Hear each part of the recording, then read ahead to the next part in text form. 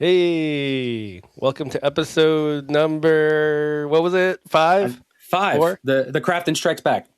The Craftin Strikes Back. Number 5 of just Craftin, where we, being me, Chris, and Shawn, get together and talk about crafting. It could range a lot of things like miniatures, models, painting, molding, you name it.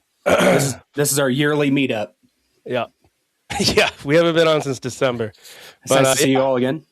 Yeah, my name's Ed. I'm here with Shawn. You just heard him. How you Hi. doing? Hello. And across the pond on the other side, Mr. Christopher Hall. All right, lads. Fucking December 2024. What a joke. What an absolute Our joke. last one. Yeah. Oh my god. It's probably my fault because I phased out of doing stuff for a while.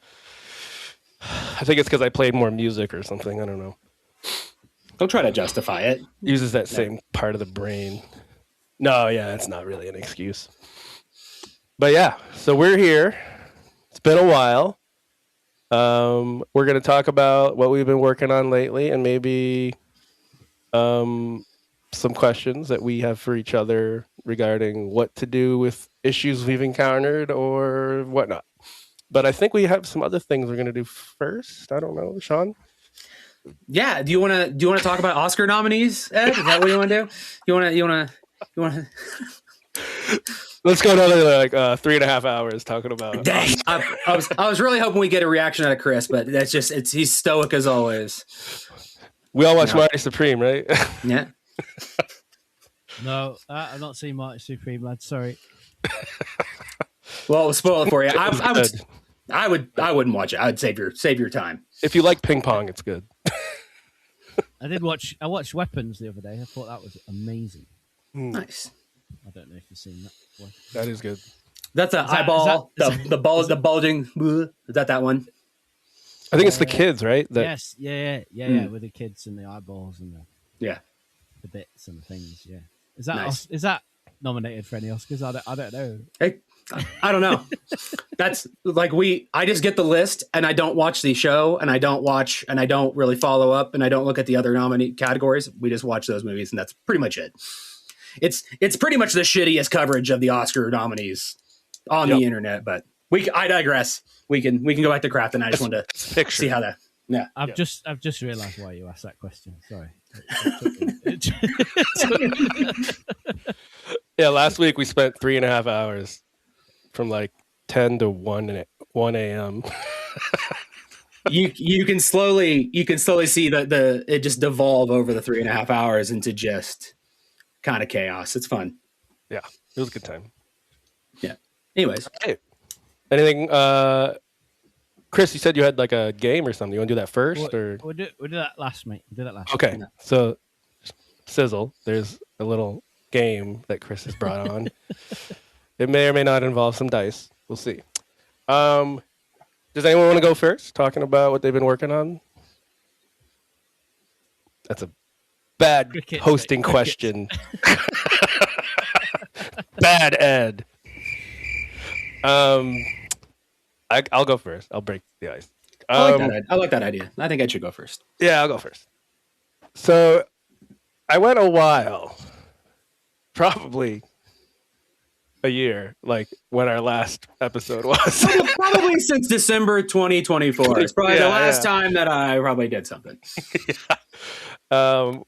Since I did any kind of like gluing models together and painting them miniatures, primarily Warhammer is what I usually do. But recently, I played a game of Warhammer 40K, and I realized how much I needed a couple models to make my army better, and I just so happened to have purchased one of them in the UK with Chris in Sheffield, right? Yes, mate. And I was like, I should build that. And it's the Primarch Magnus the Red. He's got giant wings. It is a daunting task to just start. Because I knew if anyone knows anything about highlighting and feathers, it's a lot of highlighting. I don't think you got a lot of sleep that last week there, did you, Ed? Because yeah, no, it was literally like 9 out of 14 days of me staying up past 1 a.m. just like working on it. I said in the chat, I love it when I wake up. Obviously, because the 5-hour time difference. I love it when I wake when I wake up first thing, and Ed's like, I'm just having my morning tea, and Ed's still awake painting, and he's just sending photos of where he's at to. Oh, yeah. I'm getting into bed, and I'm getting messages of Ed still painting. It's like, dude, like, go to bed. Like, I'm going to sleep. What are you doing? I had a couple of 3 a.m. nights because what happens is you just start painting, and it's like 10 p.m. Yeah, 9, 10. That's when I usually would start, and then like you look up, and it's like, fuck, it's 12:30. Well, I'm just gonna finish this one part. And then it's 3 a.m. But yeah, it's been quite a journey. A lot of hours. Started with airbrushing the base paint on it, doing kind of like a zenithal, starting with black, going over with. So what I did was I started with black, right? This is airbrushing, black. Then I, from the bottom, airbrushed it with black and blue mixture. So like the shadowy parts had like a bluish haze. Like a blue tint. Yeah, blue tint. Thank you. You went bottom to top. Bottom to top. Yep. With that color. Then I went from the top, his skin color, which is not what you see here because that's a highlighted over, but like the magenta, darker magenta color for his skin because he's a demon. So for context, this thing's like a 12-inch tall, yes, like Herculean figure dude with like the most ridiculously huge wings. So like total height, maybe like 12 inches or however many centimeters that is. Wingspan's like 7 inches. Yeah, it's 8. And like its wings are bright blue, body's bright red, kind of like I'm generalizing just because, you know, the audio medium. And I'm watching Ed whip this thing around in space like it's not fragile, and it's stressing me out when he's doing it. Yep, there it is. Yeah, it's like no, it's so the wings were, I did it in pieces. I glued the wings on after they were painted. So each wing I did a gradient from colors of magenta to blue to black. From the in to the out, black would be the edge of the wings. And the airbrush is perfect for that. And then did you do all the blending and stuff with the airbrush, or did you come back in later with brushing and do blending between the colors? It's like a gradient across. It was all airbrush. I didn't. Nice. There was a little bit of fixing, but no, I didn't really need to. So what I had to do. So remember, it was black, and then I did the magenta, and then what I had to do to get the blue to come through in the middle, I had to go with white in the middle first, and then over it with blue. Because it's additive, and like otherwise, blue on top of black is going to look like really dark blue, right? Like barely able to see blue. Yeah. That's what you got to keep considering when using lighter colors: is what base is underneath and how it'll shine through. Because you might be sitting there putting on 8 coats to try and get it to look actually blue when you're putting it on black. Well, then you also have to consider the stuff you put on top of it after the fact that it will typically darken it as well. So, So he has these runes on his wings. This was an interesting thing. So, like, I wanted them to be bright, glowy green runes. And in my head, I was going to use my airbrush, right? You just like spray a little, and it looks like it's like a light, glowing. But I didn't have... I think I was just lazy. That's what it was. I didn't want to get the airbrush out again. And what I ended up doing is interesting. I painted the runes white. And then I got the contrast paint, the like green, glowy it's not glowy, but it's contrast paint that's like bright green. Yeah. And I put that over. Sorry, there's a step before that. I took a brush and I dry brushed white all around it, like light dry brush. So it's almost like a airbrush essentially. It's like a ray tracing effect, kind of. So it's like light Yeah. scattering out from it. Yeah. And then I just took the green contrast paint and went over that entire area. And then afterwards came in with a brush and did the highlights around it and stuff. So that it made it look like I used an airbrush, but I didn't. Look at this guy. Yeah. So can you play with that thing now? Like, is that like, oh yeah, you put that on the table and you get your rulers out and yep. starting. Nice. Yep. Everything is line of sight to it, if you're wondering, because it's very visible. So I have a question. This is kind of more about 40K and just in general, or like it maybe for people out there who are listening and are interested in painting, like, because there's a difference between, I think, what a lot of us are doing. Like some of us are doing kind of like shit that sits on your shelves. You're doing stuff that you play with, like it's active wargaming. Like, is there something special that you need to do when you're done? Like, you just spent a ton of hours on that. Is there anything you need to do at the end to like coat that with like a shellac? So that way, when you're touching it with your Cheeto fingers while playing 40K, like you're not just ripping the layers of paint off over time. Yeah. So I haven't done it yet on this guy, but I try to spray a matte clear spray. Okay. Like from a rattle can over it. Now, do you have to do like 4 coats of that so it's like weather or like resistant, or is it usually pretty good? Just one. Yeah. Cool. But I haven't encountered a situation where like, oh man, it would have been better if I did more. So I don't know. But because you just keep buying new ones and you don't play with the existing ones very much. I can tell. Like I've gotten better with a fine brush because I'm starting to do like outlining of like tiny stuff. And when you're doing it, you're like, God, no one's gonna see this. But when you bring it away from you, it's like it's impressive. Like it pops things out. And I'm talking like if there's a shape and you paint it some color, and then you around the edge of that shape, you do a highlight.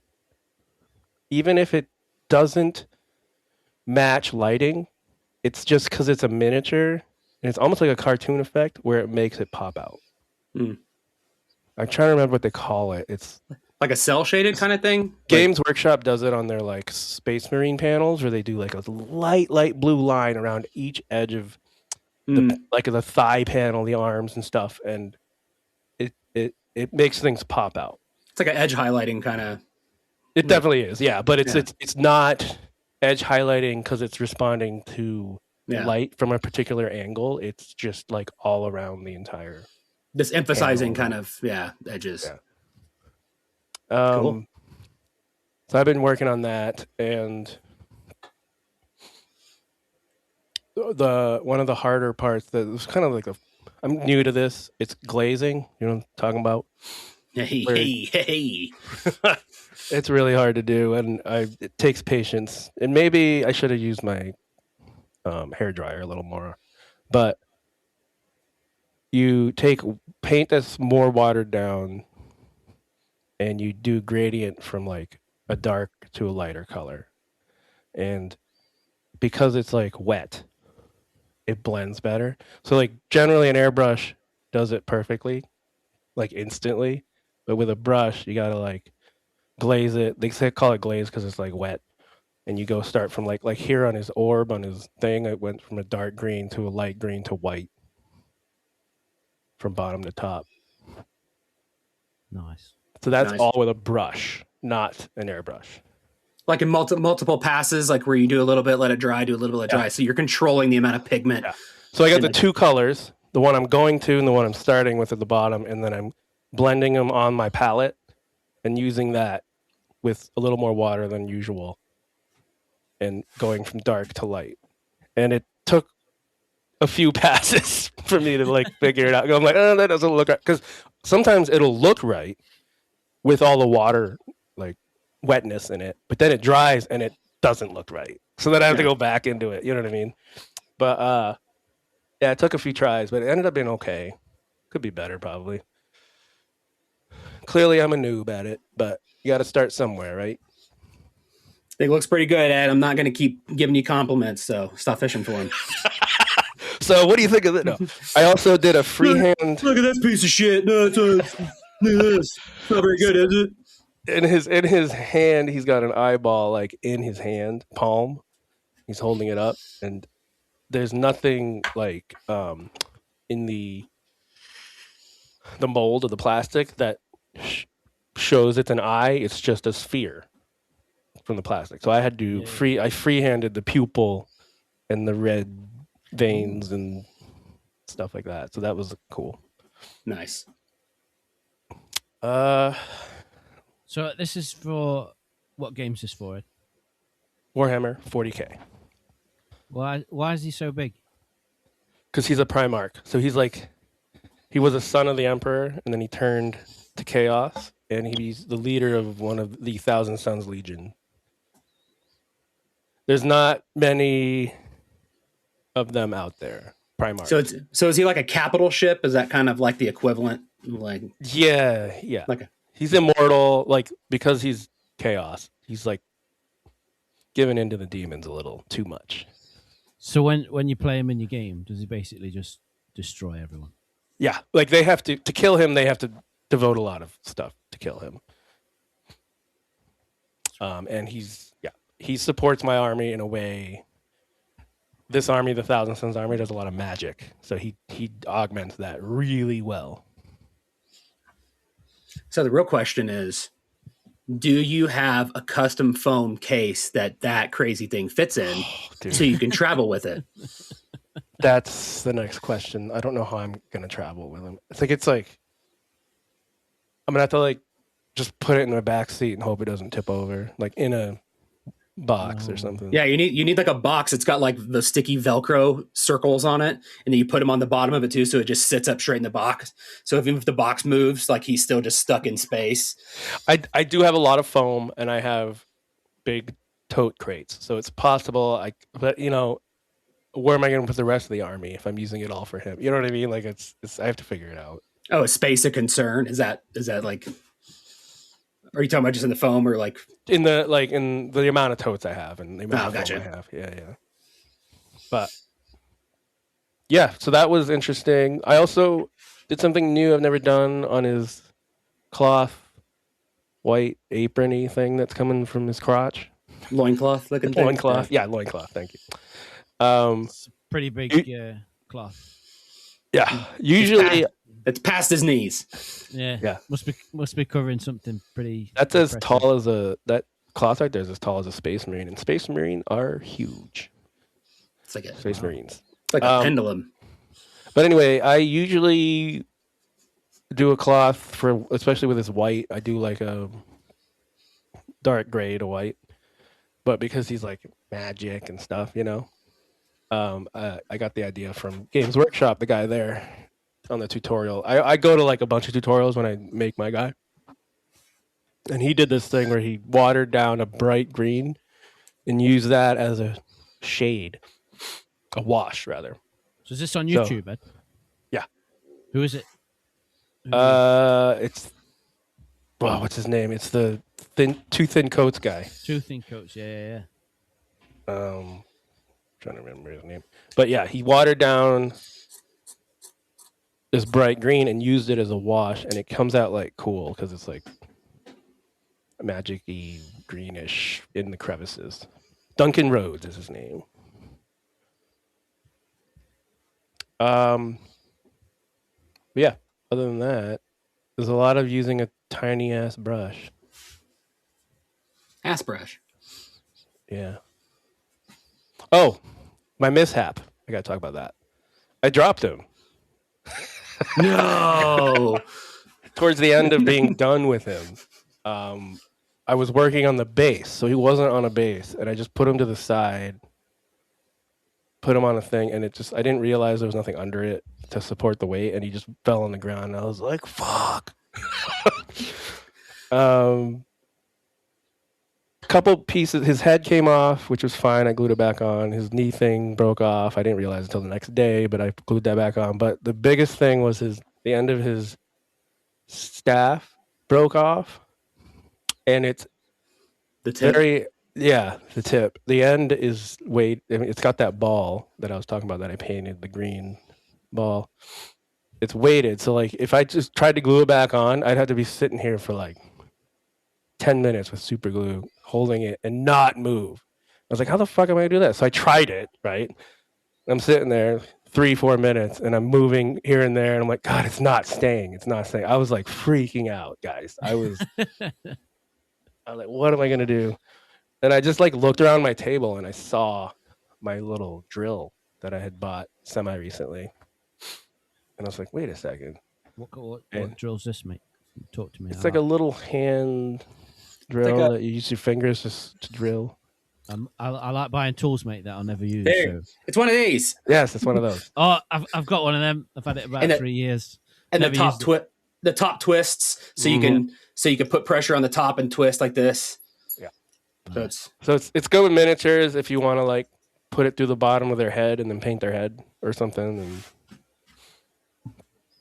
it's good. It's a good way to hold parts of a miniature if you don't have a base for the classic holder to hold. But yeah, so I used that drill and I went in one end with it. Yeah, there you go. Oh wow, there you go. You got lots of drill bits for that.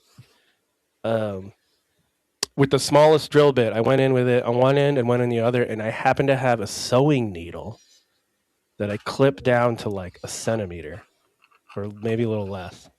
And I just went in one end with that, one end with the other, and glued it, and it was perfect. Nice.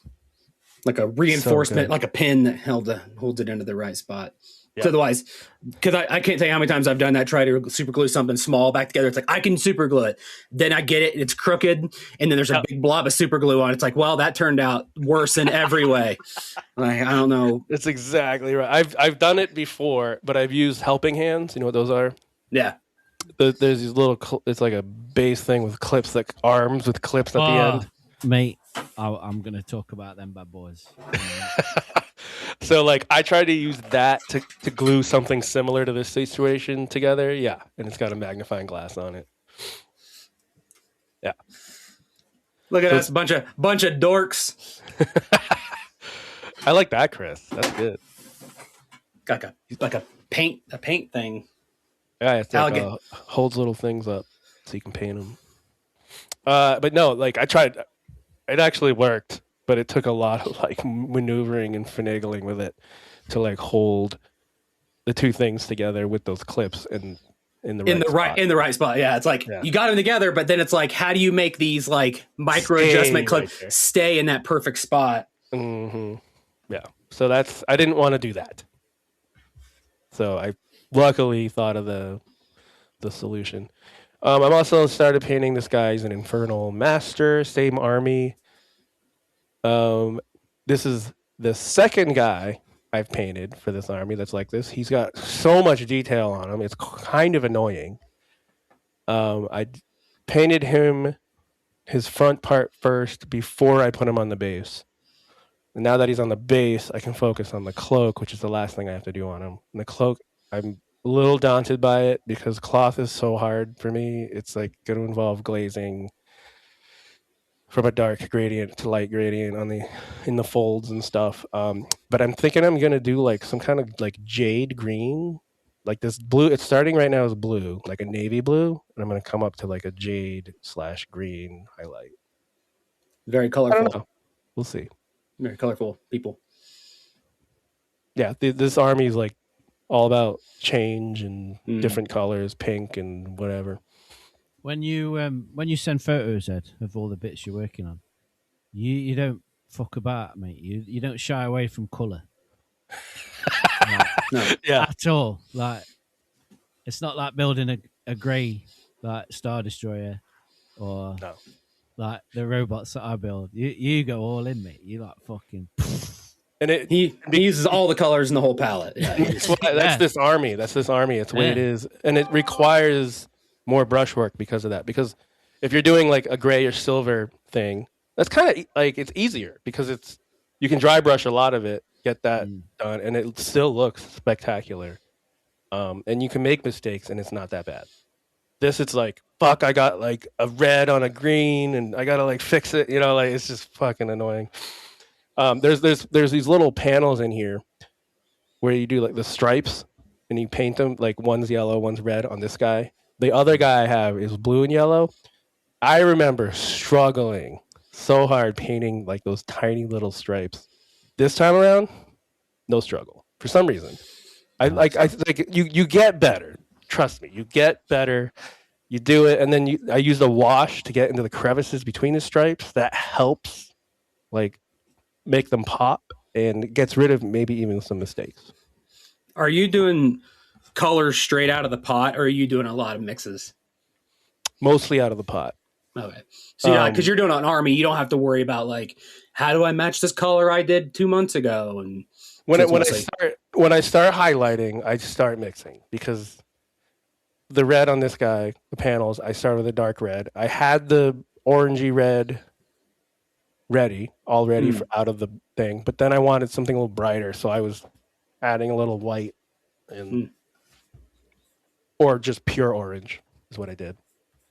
And glazing or mixing that in with the red and highlighting up from that. So when you're painting straight from the pot, do you water that down at all? Or Yes. So I used to not.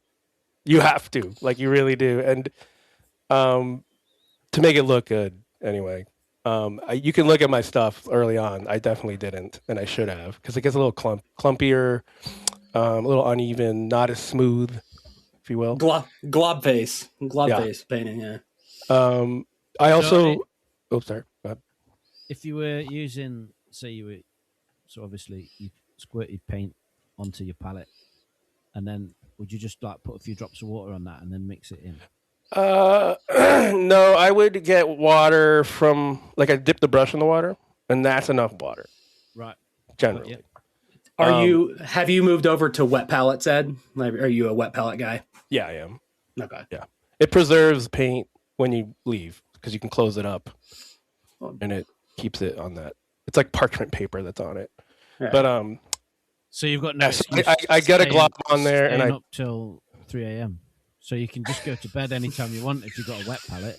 You don't need to stay up until your paint's finished. That's true. But you have to, but then you have to clean your brushes more though. So you might as well just do it all at once. Yeah. Oh, brush cleaning is mandatory. You have to, or you're going to be buying brushes left and right. No, I put a glob down. I pull some of it away. Like from the glob, and then I twist the brush in it. And then I test it.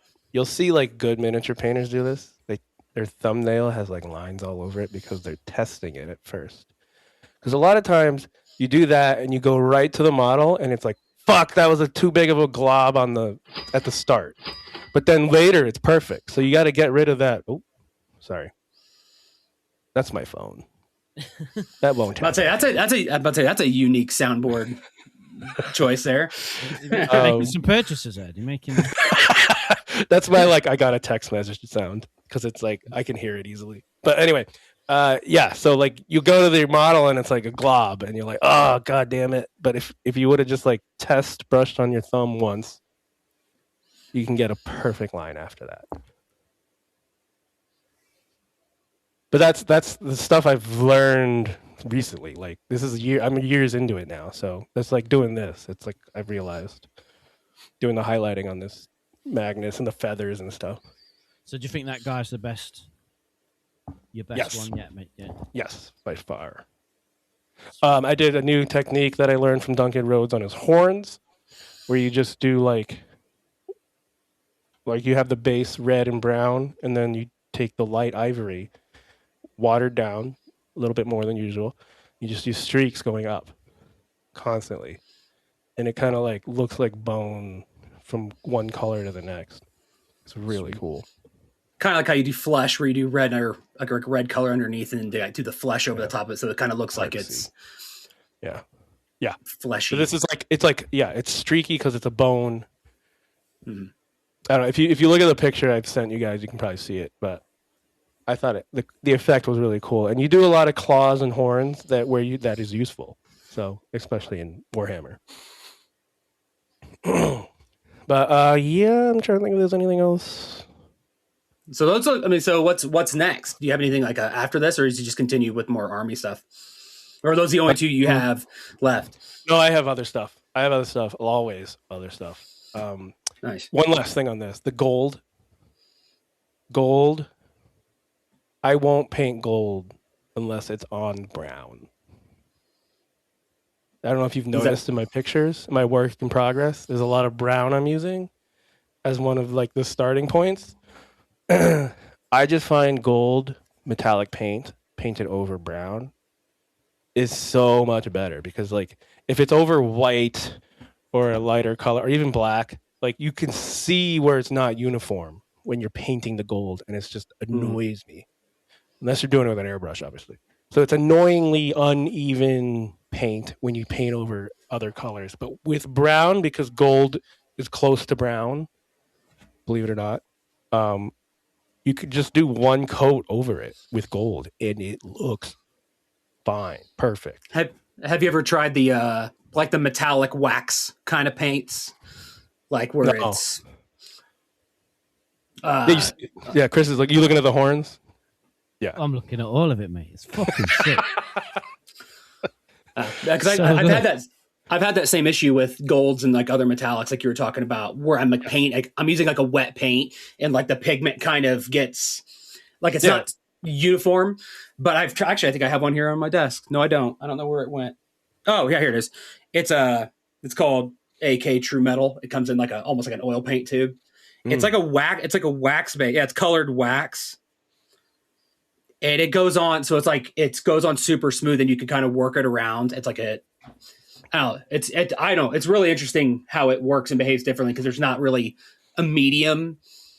Does it go with acrylic? Okay, do you know? Or yeah, I think this is an acrylic wax. Sometimes, like I know, with going with oil paints on acrylic, you have to coat it first with gloss or something else or whatever.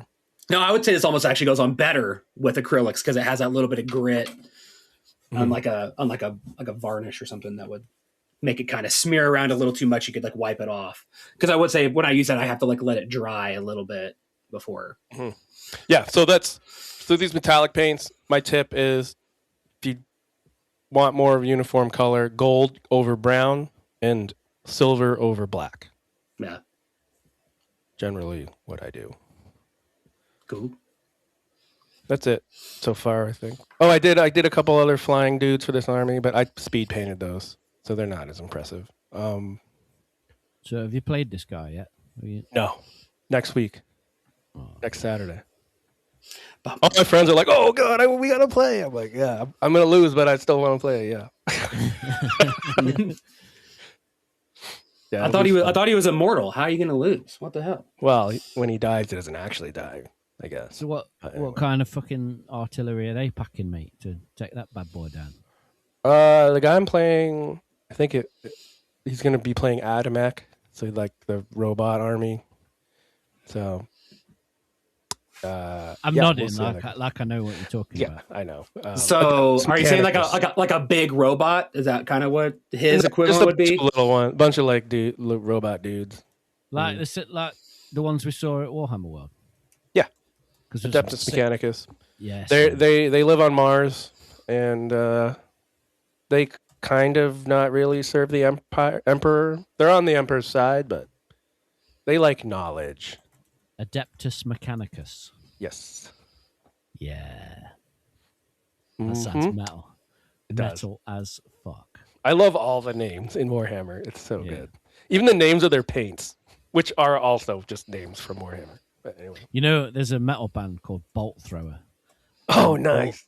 All their songs and all their albums and everything, it's all the lyrics are based on like Warhammer lore. Oh, that's awesome. And all their artwork's done by the same people that do the old school like Blood Bowl games and stuff. Like, you know, all that Blood Bowl, yeah, that old Games Workshop artist. Like, I don't know who they are, but he does all the artwork for the Bolt Thrower. Yeah. So your friend doesn't have Call? Is that his name? Cawl? Valerius Call? Yeah. I think he does. Because that seems like it's the equivalent character. Here you go, Chris. I'll put it in the chat. I don't think he's as big, though. maybe. I don't know. I don't think he does Oh. actually. If he's huge. Look at that! Look at that dude. Fucking hell. Hilarious call, yeah. Ed, I think you picked. Ed, I think you picked the wrong army. You should start over. I do like this army, but he's already playing it, so I was like, I won't know. Yeah, that guy looks dope. Freaking cool. Like, I can't even tell what's what on that. That's There's a stressing lot me of out. detail. Yeah. Yeah. Hilarious call. Still not as colorful. Yeah, he got him there. Yeah. I don't think he's as big. He's not that big. Who's this guy? Who's this? Fucking, he's sick. Oh, he needs some. That guy needs some Nurgle's rot. Look at that. I know what I'm talking about. Yeah, you do. Yeah. Trying to find them big robots, mate, that we saw. Yeah, I'm trying to think if there's anything coming up next. Let me think. Is it I them? have Is it them, Ed? These bad those boys. are Chaos Knights. I have those. Yes. Yes, you've seen them on my shelf, I think. They should do like not a stop motion. They could do like a CGI stop motion 40K show. That's what they need That to do. would be cool. And it looks like almost like Small Soldiers style. Mhm. They need to make a show like that, but it looks like it's made out of like the models. They'd have go ahead. They'd have to make all their models. They could just make all their models with magnets and then move them around. Well, it could be CG. Just make it look that way. Dude, I should show you mine. Chris is showing me all these Chaos Knights. I'm like, I have that. These are all photos from when we went to Warhammer World. Yeah. I've got more photos on here than Star Wars Celebration. Than took As more you photos should. at Warhammer World. But both times we went there, it was fucking amazing. I love it. Yeah. Add to cart. Add to cart. Add to cart. Add to cart. No, I can't, Shawn. Yeah, you can't. I'm not Buying gonna stuff fall there is down. not smart. Actually, it's more. No. Well, that's why I don't even entertain the idea of getting into 40K. Like, I did X-Wing miniatures and that was bad enough. I can't imagine. Like, I can't do it. I watched this reel of this guy. He's like, got asked by his friend, "How do you play Warhammer?" And he's like, "I'll show you." He brings him over to a computer and he's like, "Add to cart, add to cart." Spend $2,000. There you go. That's how you play. But yeah, it's a lot of money, but it's fun when you actually play it. So coming up next, I'm painting some Tyranids because I also have a Tyranid army, which are those bugs, purple bug things. So I got a couple of those guys lined up. Some of them are flying gargoyle-like things, like little gargoyle things. So got to do more wings. Tyranids, mate. That's my one piece of knowledge. I dropped that on that girl in the Warhammer shop when she asked me what I was working on when I was buying paints. That's right. I didn't want to tell her I was making robots out of yogurt pots, so I was like, "Oh, I'm just working on my Tyranids army." Yeah. Yep. I'm smart. Now you can say Thousand Suns if you want. Oh, yeah. Anyway. Yeah, you can dig that hole deeper. I'm just Mechanicus. Hilarious call. No, just for my son. Yeah, he sent me for him. So Space Marines are Adeptus Astartes, and then the Adamac are Adeptus Mechanicus. Well, if anyone's still listening, that's sick, mate. I think that's to say you've had a year off and then you've dropped that bad boy, mate. Yeah, this is all in the last month. Pretty impressive. I know we've been getting nightly updates, mate. I love it. Morning updates. Yes. Sweet. So who wants to go next? Go on, Chris, Shawn. damn it. All right, I'll go. I don't know why I'm so averse to going. So like Ed, I took an extended period of time away. No excuse. Just, I think it's part of the ADHD hyperfixation cycle. Like it goes away and now it's like, oh, I'm ramping back up again. We should podcast. But I'm trying to come at it this time with a different strategy. Because before I think I would focus on one thing at a time. And then there's always like hang up. So like, I'm very apprehensive. Like, cause usually it's just like, I'm very apprehensive to just like commit to something. I'm like very planning and like, all right, how do I want to like deconstruct this TIE fighter so I could be the most efficient with painting it? Cause I don't want to lose any of the detail. And so then I'll just kind of get stuck in these like I need to let it dry so then I can, do this other thing because I don't want to get my pizza fingers all over it.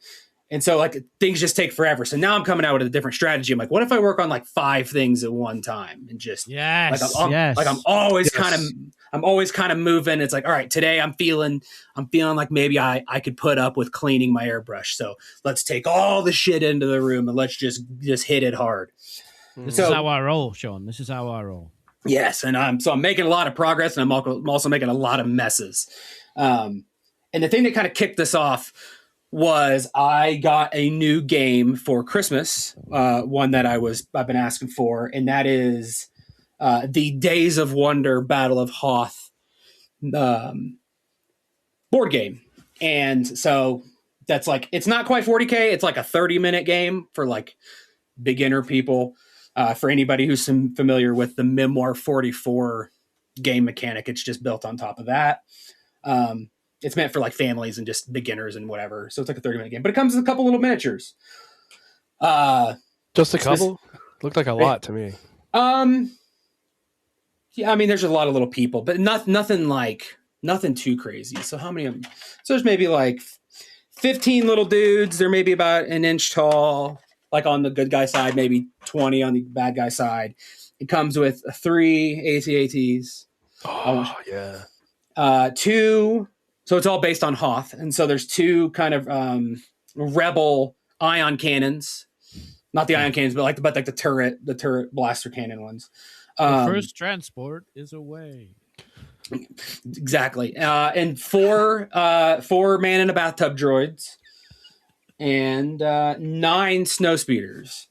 So what I've done so far. So that kind of got me back into it. I'm like, all right, I'm not going to play the game anytime soon because Madison's sure as hell not going to play with me. So I might as well just sit there and like my wife. Anyway. So it's like, you had said man in a bathtub droid. What's that? The man in a bathtub. The Viper droid. Hammer droid. Mate, I'm never not going to hear that now. Why have I never heard that before? You've never heard him say man in a bathtub. That's good. I like that. Man in a bathtub. Man in a bathtub. Oh fuck! Oh, God damn it! They're my like top 3 droids. They are easy probe droids. I love them. Yeah. I can't believe you've never heard it called that, man. I did not make that up. That's not for me. So I will not take credit for that. Man in a bathtub. I love it. Yeah. You will never unhear it. Like it's like that guy's wise thing in Return of the Jedi. That's guy's wise. So yeah, Madison's not going to play with me. So I want to enjoy the game. So I might as well paint the miniatures. And plus I think that's an easy stuff like this. Like this is kind of like the X-Wing 2.0 where it's something small. I got into modeling by customizing those X-Wing pieces. So this is easy. Like it's easy kind of quick win. So I get back into the swing of things. So I started doing that. I airbrushed them. I didn't do the snow speeders. Like I did prime them, but I'm getting ready to do them next because they're just so much more complicated. I'm like, I hate masking more than anything in the world. Yeah. Like, I don't care how many times I watch a YouTube video. They're like, just press it on and then just take the back of your thing and push it on. And it's easy, doesn't it? It's perfect. And every time I do it, it's like, cool. That looks like a dog shit every single time. And it's like, sure, placing tape exactly where you want it is so hard to do. It's so hard to do. Oh, what's it like to have hands that don't shake your whole life? That must be nice, isn't it? Freaking rub it in. I've used masking tape on a model for the first time this week, and it did not go according to plan. Yep. Well, I guess it's a lot of touch-ups afterwards. It's like, I guess it's just going to be a dirty droid now, isn't it? It's just going to be really dirty. So, all in all, I started with the AT-ATs. They were the easiest. Base coated them. So here's what they kind of look like. They're kind of I haven't matte coated them yet. So they still have their shiny gloss coat on. Nice. Basically primed them. I did some light filter work on it, so it would be like a lighter wash kind of coat, but on certain areas to kind of lighten some of the primer. So I didn't want to have to paint it on. Just all airbrush, Shawn? No, I only airbrushed the primer. Everything else was brush coating after that. Because they're just so small and my hands shake like too like it's just I'm not airbrushing stuff like this. It'll just be a disaster. I have an airbrush, semi-expensive airbrush that can get a small enough spray where I could do detail with it, but it scares the shit out of me. Yeah, I have stuff that can. Mistakes doing that, like I can't even imagine. I was gonna airbrush like the front window on the head to be like. I was gonna do that white and then do like a bright red on it, but then it's like as I'm looking at it, going, I have an airbrush that can do it, but I don't have the hands that can do where I want it to be. It would be like a white line across like the mouth. I'd be like, nailed it. It'd be cool because you get a glow. Exactly what I want. You get a glow effect. That'd be really good. It would be cool. Yeah, it would be very cool. Like, but since I only have 3, I'll do that on a different one. I want you to try it and send us your first attempt because I want to see if I laugh or not. So I don't know if you guys have this. Do you guys have like an item that you use to test? Like that's like your dummy piece that you're like, is this the right color? Is this like a technique on it? Like, because I have the paper. I have this old like it's like the Micro Machines at ATST. So he's just like he's probably got 35 coats of paint on him that I just like I'm always testing stuff. It's like, oh, how's that snow look on the feet? Does that look okay? How's this look? Smart. And so he just keeps getting coated and stuff, and that's my test one. So I'll test the thin airbrush on that. But no, so I usually do a piece of paper. I have it right next because you never know if it's going to start splattering or something. Because I fucking hate that. Yeah. So I always test it. I change colors. I'm always testing. Or if I put it down for a second or whatever, I pick it back up. I got to test it. Make sure it's going to come out correctly. Oh yeah, half my paint that I buy is atomized throughout my home or on everything else, and not the models that I intend it to be on. So yeah, it's always being tested or wasted in some way. Plus you get a feel of the aim. Yeah, like that's why I'll airbrush this up. Yeah. I'll airbrush my hand I'll have gloves on and I'll do it like right where my index finger meets my thumb, like the L. Nice. Yeah. So I'll spray there just to kind of. Because the worst part is going to the mom and shh, oh fuck, that's lower or higher than I wanted or whatever. Oh, and especially with like grays, because it's like my whole spray booth is gray, so it's like, is it spraying anything? And next thing you know, I just have like a big glob running down. It's like, yeah, I guess it was. Cool. That's awesome. So yeah, I did the 3 AT-ATs. Those turned out fine. I don't think I did anything too special with them. Just kind of getting back into the swing of gray, filter, seal coating, and then kind of doing like a Nuln oil, just a basic wash throughout the pieces. Nothing too crazy. And then using some of my AK Interactive snow effects that I got years ago. AK is good. AK is the best. I got used my terrains snow diorama stuff, and then I also used my acrylic snow sprinkles. What's that, Shawn? So AK Interactive, who I am a huge fanboy of, I'm pretty sure they're based out of Spain. They make a lot of. I've got some of their products. Yeah, I've got some of their bits. I wonder what the snow stuff was. Yeah. So it's so they make a bunch of diorama products, and it looks like that marshmallow fluff stuff. Oh yeah. And it's kind of just like little bits of foam that it's acrylic based, so you can get it with water and kind of like mix it up and kind of make like snow. Oh, so like I did it on my Viper droids here. So I put it on the base, really small. Come on, there you kind of see it on the bottom. There, man about that. So and you can control it. So it's got all this water in it, and so as it evaporates, it kind of sinks down, and then you're left with like the snow texture. Sweet. So that's what the other stuff you just sprinkle on top, yeah. So that's what that looks like. So it's more of the harder packed snow, and the snow sprinkles. This is very similar, but this is more for like the edges of things.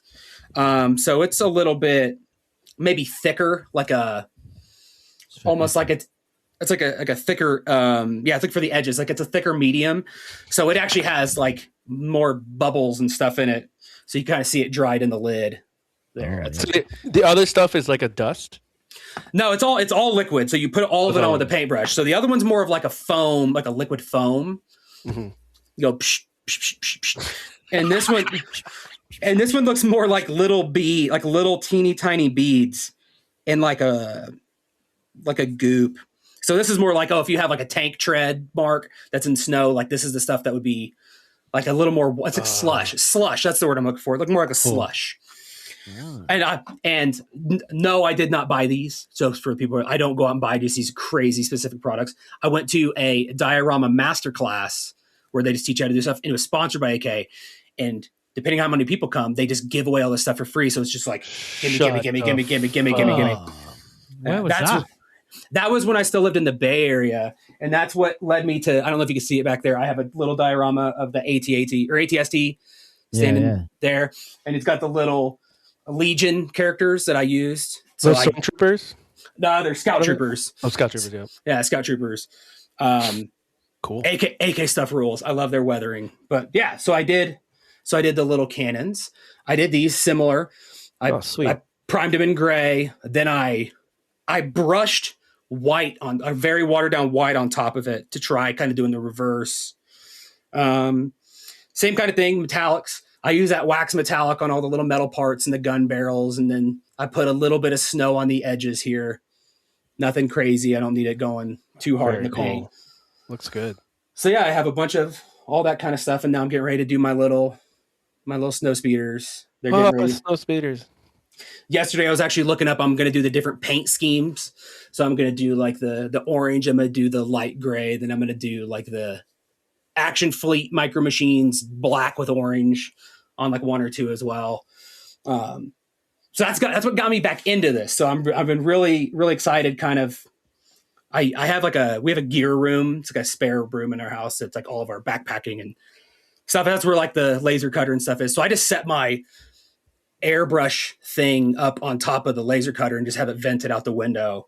And so I'm just like leaving it there while I'm doing all this. So I can just go in there and be like, bam, bam, bam, bam, bam, bam, bam, bam, bam. I'll go psh, psh, psh, psh, psh, and then just like leave. So I don't have to keep cleaning it up. And so that's been really helpful. Because I've also been working on some other stuff while that stuff's been drying. And because therefore, when I work on a single project, I run into this issue where I'll spray something, it'll dry, but then I'll start working it too much and I'll start like peeling layers back off because they haven't been fully cured or whatever. And I just get pissed and stop. My other big project, so I'll go through the little ones first. I have a bunch of stuff that's not been painted, but I've built. So I have like this little all black X-Wing right now. So he's now been primed and he's going to be ready to be painted. Classic X-Wing or sequel trilogy? It's a classic. Yeah. Classic. I have this turret, this Death Star turret that I finally primed and I can finish painting that. I have another snow speeder from a Bandai kit that's going to go with the Bandai AT-AT. I have, and now I finally primed. Oh shit, he fell apart. It's Darth Vader. it's Darth Vader. He's loosely put together. See, Ed, that's why you don't fling stuff around. I forgot that I had that loosely put on there because I was disassembling it. Oh my god, that was fun. I'm sorry, that was what I feel bad if that's like awful. No, it's not broken. He's right here. It's because it was barely all held together because I had all the pieces apart spraying them. I think the sound was the best part. It was a crash. Is it just shattered on the desk and like? But no, there it is. It's Darth Vader's TIE Fighter, nice. TIE Advanced. So that's ready to be painted. And I also have was that a Bandai kit? Yes, that's another Bandai kit. Yeah, I have some Bandai I need to get to too, like a Millennium Falcon and a TIE from Force Awakens. I don't know. I'm sure you could tell that I've now reorganized my office, and now pretty much all of my pile of shame is in here, except for my perfect grade Millennium Falcon, and I think one other thing. But like now, it's all I could see all the stuff I need to do. It's all here and in this bin, this cabinet here. But that's ready to go. And the other thing I'm working on is a resin 3D print that I did that's been sitting around waiting for me to do. Which I kind of have a love-hate. Like, I'm a big fan of 3D printing, but I'm also like, I think people on the internet make it seem way easier to deal with than it actually is, especially if you care about like detail and like just not like all the little bits and bobs and stuff. So I did this and I thought it looked great at first, but now I'm slowly adding. So here's the base. I'll show you the base first, but I'm customizing the base. So it's like a round pedestal. All of this extra shit, all this extra wires and stuff is stuff I'm adding because it looked terrible when merged. See the big seam through here, and I'm patching all that up. But a lot of this will be covered. So like hypothetically, where's the front? That's the thing with 3D printing, right? You print in different pieces and you got to put them together. Yeah, and so like that's what the front will look like when it's glued. Oh shit! An imperial cog. Okay. Yeah. I know what's coming here. I think I do too. And so this There's little some color. So yeah, that's going to sit right there on that. Yeah. Once that's a little better. It's a bust. Torso now. Yeah. It's a bust. There's a bust here. I'll put the head on the bust. There you go. There's the. Yeah. Nice. Yep. I'm gonna have to get the. I can't just use grays on this one. Nope. Got to get the blue out, Shawn. Got to get the blue. You're gonna have to get the blue. And what's really cool is he even comes with this little guy. Oh yeah. Are we gonna talk about it, or is it gonna be a surprise for somebody? Well, I don't know. I mean, it is going to somebody, but I don't know if that somebody listens to this. So they're not going to fucking listen to this because they're currently off their tits on mushrooms in Vegas. So so I think it's so. I mean, if the surprise gets ruined, then that's just more motivation for me to get it done. It is a Thrawn figure. It's a bust. And it looks great at first, like all 3D printing stuff. It's like, oh, that looks so good. But then you start like putting things together. It's like, oh my God, I have to do so much cleanup. Yep. A lot of sanding. And then you realize like, oh, it's resin. So like, I can't just like sand it and be done. It's like, no, I have to like take safety precautions because I don't want like brain cancer. Yep. So it's like, okay, I got to get like the bin out and get the water or wash it outside because that dust will kill me. And it becomes a whole ordeal. And that's why I love the Bandai kits, because it's just like their attention to detail is like what I'm looking for. What are you using? Are you using like a Dremel or anything for like sanding? Nothing? I'm not using anything powered just because the resin is so like, you would think that it's like epoxy. So it's like, oh, it's super, super hard. But any resin that's printed is still fairly light. So I'm using like tiny stuff. So I'll answer your question. So first for some of the things I'm using like plastic putty to fill in, like small gaps and seams and things, because it's just easier to deal with. Some stuff I'm actually using like resin with a UV light to fill gaps. Other parts I'm using small sanders. Like I'll use like sanding sticks, like these little guys, these little emery board strips. They're so useful. You sent me some of those a long time ago, mate, and they are so useful. Yeah, I ordered some on Amazon for like $2, and they sent me like, oh, you wanted 1 million of them? Here you go. It's like, no. So wait, what is it exactly? So it's like a nail file thing, but they're real thin strips. Oh yeah, okay. Cool. But they come in all different like grits and stuff, and I also have like the Tamiya like big sheets that I cut into little sheets. I've got this thing that's like it's like a pen, but it's also got like the little files. So it's got the files in it, and you put them in there, kind of like that screwdriver, and you can go like kind of like that. And I've got I also use this a lot. I use my scriber, like my dental tools, basically. Oh yeah. So like if you need to like, because anytime you're filling and patching, like you need to re-add details. So like I need to re-scribe lines or kind of pick some stuff out. It's basically just a bunch of dental tools, like stuff that work on your teeth. And I will say I may not have used one at some point in my life to like get something out of your tooth. Yeah, I was like, oh, and I'm like, oh, this is awesome. This is a joke. For reference, this is a joke. It's like I could do my own dental work. What is the point of it? I don't know why I'm paying somebody. That's a joke. That's not real. I'm not actually doing that. But so the biggest thing with this is Chris has inspired me, because this base looked like shit. Like it just really looked like shit. You Well, can yeah. you can paint it well, like with the wires and stuff. That'd be cool. So I've been slowly painting it here and there. So what I've done, Chris will probably get a kick out of this, is it looked like shit before. Like you could see seams and stuff all over the place. And I've slowly been covering it in old bass guitar wires, old wiring. So like I have, so I've kept these things. I've kept all these like old bass strings forever. Like I'm going to use them for something. And I have all this just old wiring and plastic bits and plastic wires. And so I'm just guitar strings are so useful.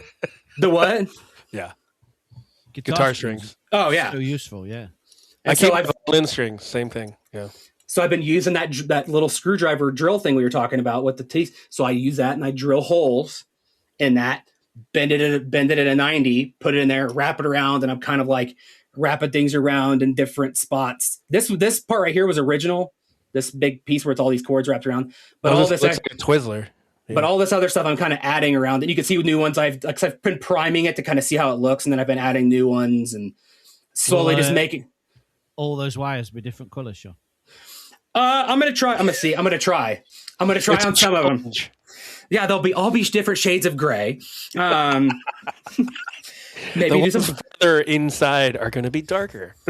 So I think what I'm going to do is I'm going to play. I'm going to map out what I want Theron to look like, and I'm going to try to do like maybe darker shades of like, because he's got a lot of like blue. He's got red and yellow on his thing. I have no idea what color that thing is on his back. We'll figure that out at some point. And I'm going to probably do darker shades of those highlight colors in here on those on the cables. What do you call them things? I can never pronounce it. Is it the thing on his back? I have no clue. Like these things on his shoulders? The lizard thing, yeah. Oh, it's Salamari, yeah. It's Salamari. That's what I say. I could be wrong. Samilarion. I have no idea. But yeah, we'll figure that out. But I got to get done obsessively. I think if you include like some red lights here and there in that base. Oh yeah, get some LEDs in it, Shawn. So that way it can really show the imperfections and globs and dust when it turns on, and you just see it just covered in globs of overspray. And I mean painted, but yeah. Oh, okay. Actual light would be awesome. Because I do have LED. Sorry, I keep turning and talking to the side, but I do have LED wire that I could do something with. I don't know what I would do with it, but I can trick it because I think I sent one or two to Chris. I'm like, let's see if he figures out what these are. They're just like little LED wires that use like coin cell batteries on. Like you'll see like Boy Hobby Time using them all the time for like blaster bolts, and like. He just makes it look so easy. Like, you just get soldering iron, just wire, boop, boop, boop, beep, beep, and like there you go. It's a switch. It's like I love how easy you made that look. But I got suckered into it, and I bought a pack on AliExpress or something. I'm like, I'm gonna do something with these. And 3 years later, as you can tell, have you used it? No. I have not. I have plans though. That's what this. So the plan is I'm gonna use this snow speeder with.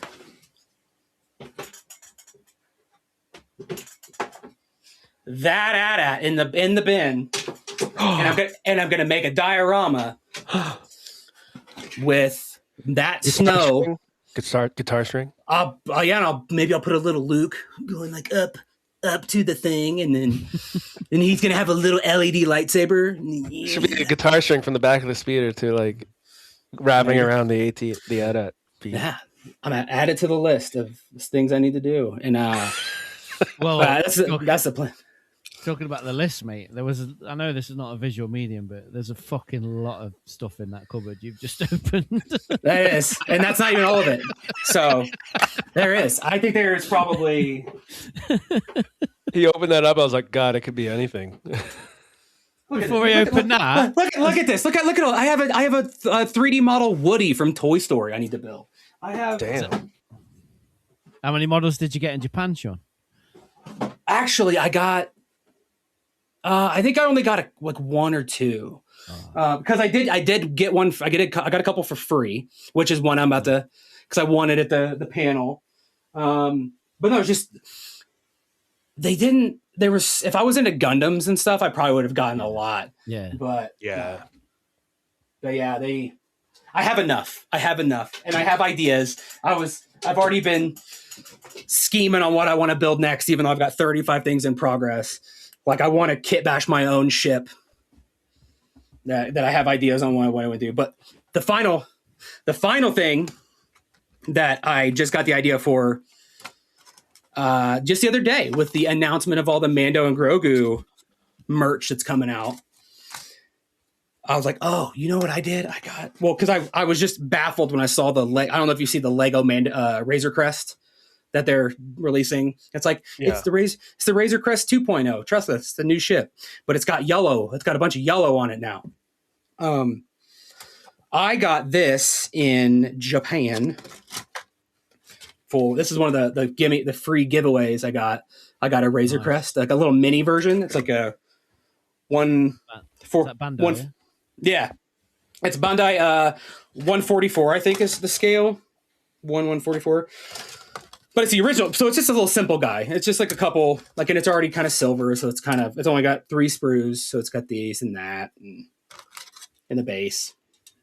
And it's got some shitty stickers that I'm not going to use. So I'm like, oh, I can quickly put this together, and then I can try to make it look like the new one once some better pictures come out with the yellow and stuff. And it's like, haha, I will make the new. I'm like, maybe that'll help me get excited for the new movie, and maybe we'll see. And so I'm going to put that together because it's like a nice, cool. And plus, I'm not always a big fan of working with like silvers and stuff, like the metallics. I'll probably still prime it and then use my own metallics. Like I got this stuff a couple years ago that I've used on a couple things, and it's awesome. It's called like mirror finish. Whoa. It is. It's like super glossy. It's more metallic than the container it's in. Like it is just, it's like, it almost looks like mercury. It's kind of crazy. So I've always wanted to spray it. I've always brushed it, but I want to spray it. So I'm probably going to use that on here, and it's probably going to turn out like dog shit, but who cares? It's a small model, and I'm going to put some of it yellow anyway. So I think that's really cool. Yeah. Cause Razor Crest is super shiny. Yeah. So I'm very excited to build that, and I may, you know what? I'm probably going to give it away because, as you can tell, I have no room for anything in this office. And so I don't think I'm working on anything else. I think that might be it, boys. I think that might be all I'm working on. So it's a bunch of Star Wars stuff at different scales.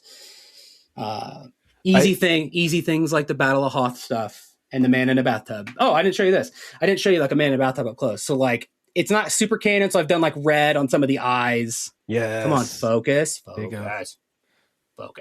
Did you use gloss varnish over some? He's currently matted, but I'm going to use like Ard coat and stuff on some of the bits and bobs to make him to make him kind of stand out more. I was thinking like that lens they have, put gloss varnish on that. Yeah, the little dots like around his head, like the little lenses, and so I painted some of the lenses red just to kind of make him so he's not just this black and metallic looking Viper droid, just kind of make him more menacing. Oh, before Chris goes, I want to say I have one more thing that I forgot I was going to work on next. But you don't want to interrupt, Chris. You want to go before him. Yes, but after he goes, I want to talk about gemming because that lens you pointed out on the man in a bathtub could use it technically, I guess. But not looking for critiques, Ed. No, I'm just kidding. No. I'm just saying, like it could be yours specifically, but generally. That looks like a piece of shit, Shawn. Let me tell you how you could make that look better. Yeah, I'm really happy with this, and it's really motivating me to get back into it. Well, it's good because it looks like shit, and you can do a little more work on it. Maybe send that one back through a review cycle, and maybe try again. Oh no. So Google this Mutalith, MUTA. You're making me fucking LITH Mutalith Vortex Beast. Yeah, product line. Yeah, here we go. This I have it primed already in white. This is the next thing. I don't know why I forgot about this. It goes in the same army. Good for you. This goes in the same army as the Magnus, the Primarch I painted. So I'm gonna it's gonna be primarily. I think I'm gonna try to primarily do it with airbrush only. So are there like two? meld many colors together? So do you have the one with like a head, or do you have the one that's heads turned into tentacles? Tentacles. I got a Google That's this. What is it? Mutalith. Vortex Beast. Mutalith, and then a Vortex Beast. Wow, look at that. That's so It's cool. really fucked up looking beast. I like the sprue, how the sprue's kind of like chaotic looking too. Like it's not straight lines. Like it's all over the place. That's kind of cool. I've never seen that before. That is sick. $96. Yeah, I paid $100 for 50 it to quid be. here, mate. I went on eBay, and I'm lazy sometimes, so I paid $100 for one that was already put together and primed. So is 40K to stand for like this, an expectation setting for how much you're going to pay to get into this game? Yeah, probably 40,000. Yeah. No, but it is a lot. I'm pretty much done mostly spending money on it. So Yeah, sure. I'll take that bet. I will take that bet. I've done the bulk of the spending already. So I'm now it's just the little things, new things that come out if I'm interested in them. Until You're- your next UK trip, and I can About to take you say- to, like at least 5 more crafting stores that I found since you were last year. So Oh shit! yeah, About to say you're talking to 3 Hey. people. There's 3 of us. And I can see all of our backgrounds, and you're saying, "Oh, I think I've done the bulk of my spending." It's like, yeah, sure, got it. I can see your background. I can see your background. I can see my own background. Got it. Sure. Are we enabling? Is that the kind of the vibe are we going for? Are we enabling each other here, or like is it? Yeah. Ed, you don't got a problem. You're fine. No problem at all. No, I am comfortable with my spending. Because if you have a problem, then I'd have a problem, and I do not have a problem. But yeah, sorry, Chris. Go ahead. Just want to let you guys know that's going to be my first airbrushing a lot journey. It's going to be in the next week. oh, I look forward to my morning as I'm having my morning shit. Looking at your progress shots, mate, as you're still awake painting. All right, cool. Nice. Shawn, before I go, I've got a question. Yeah, It reminded me that you printed that 3D Thrawn. this guy. What did you? I've got a terrible memory. You've probably already told me this and shown me the Ninja Turtle that you 3D printed. Oh yeah. Yeah. Did you finish him, mate? Yeah, he's back here. He is right. I'm not going to drop him because I will be pissed. Oh, he looks so awesome. How tall is he? Like 10 inches? On the base, he's probably about 12 inches total. Yeah. And so this is where I learned a lot about 3D printing. And like, so the base is the first thing I did, and he is covered in, like he is a brick of resin, like just an absolute brick. Heavy. Yeah, it's kind of messed up. So that's kind of the base here. So it's kind of this rocky, it's like stones, and he's got this old kind of like temple and the demon guy on the front, and That's sick. Really cool. and then this is the turtle. This is Raphael here. Whoa, dude, that is rad. And so his So cool. his little mask comes off. We've got to make this visual, haven't we? We've got to find a way to Oh make man, this that visual. looks cool. That And is so- good. I started out like I kind of what I did with him is I all black, and then I kind of zenithal highlighted it, like kind of. But then I was trying something new. I kind of I took yellow and green and dry brushed the entire model, like his entire skin and shell and stuff all the way down, and then I airbrushed green, like a darker green on top. And then did his shell. His shell is like, so then I kind of did muted color. So like his was like a red. And so I muted it down, and like all of his, like, so there's his. Yeah, I like that vibe you got with him. The muted, like more real reds. Yeah, it's kind of like a bloody, like a brown red. Yeah, that's how he turned out. I'm pretty happy with him. He looks a lot different in the light too. Like it's kind of cool how different it is based on the lighting that it's in. So like if I cranked up the light, like his colors really pop a lot more. Yeah, he's kind of cool. Like I really enjoyed doing like the rags and stuff on his feet. Let me see if I can turn it so you can see it. Yeah. Like those Oh, yeah. bandages, like those are fun to do. How it's just like they start. Like I did them like white, almost like a tan, and I just kept weathering and weathering and weathering and weathering. And so let me take this out of my hand. I stabbed myself. Oh, the back's better. There you go. You can see. It's like down here. You can see how they were tan, but you just keep weathering it, so it's actually like dirt and dirt and dirt, and it just you kept it brighter on the outer sides and upper. That's good. Yeah, so it just kind of continues to. And then it did the toothbrush flick speckle on his skin to make it look like he's actually like organic. Did you see how painful it? Did you hear how painful it was then for Ed to praise you? I know, it's like, well, I guess this one's okay. No, it was good. Oh, you did it brighter on the edges. Yeah, that's good. Yeah, it doesn't look like complete dog shit. It looks awesome. But Yeah, that's right. I'm sad I didn't seek it out and look at it when I was at your place. there's a lot going on in this room, so I don't blame you. It was and it's kind of chaotic in here, so yeah, no harm, no foul. You'll see it next time. That's right. Maybe I don't know when that'll be, but next time for sure. But anyways, yeah, that's what Sweet. that's. No, that's rad, dude. I think last time I saw it, it was like you primed it and it was all black. Yeah, I'll have to share some photos. I think I Definitely posted them on something, but yeah, that's that.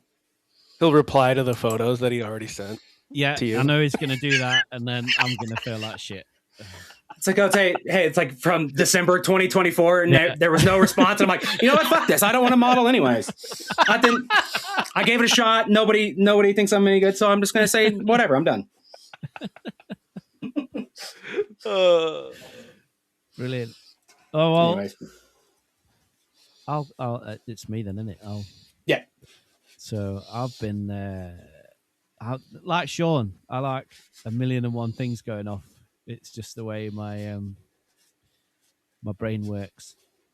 I get hyperfixated on one thing, but I also need multiple other things going on at the same time.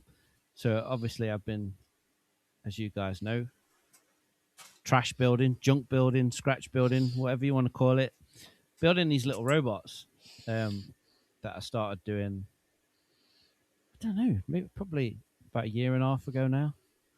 And then I built a few, and I was doing them individually. And then I kind of built a batch of like 5 and then painted all those. And then they sat for a while. And then I'll put those down. I'll put that project down and work on some drawing or work on something else. But this latest batch I've just been super into. And I've built 10 different droids all at once. Nice. Just out of junk.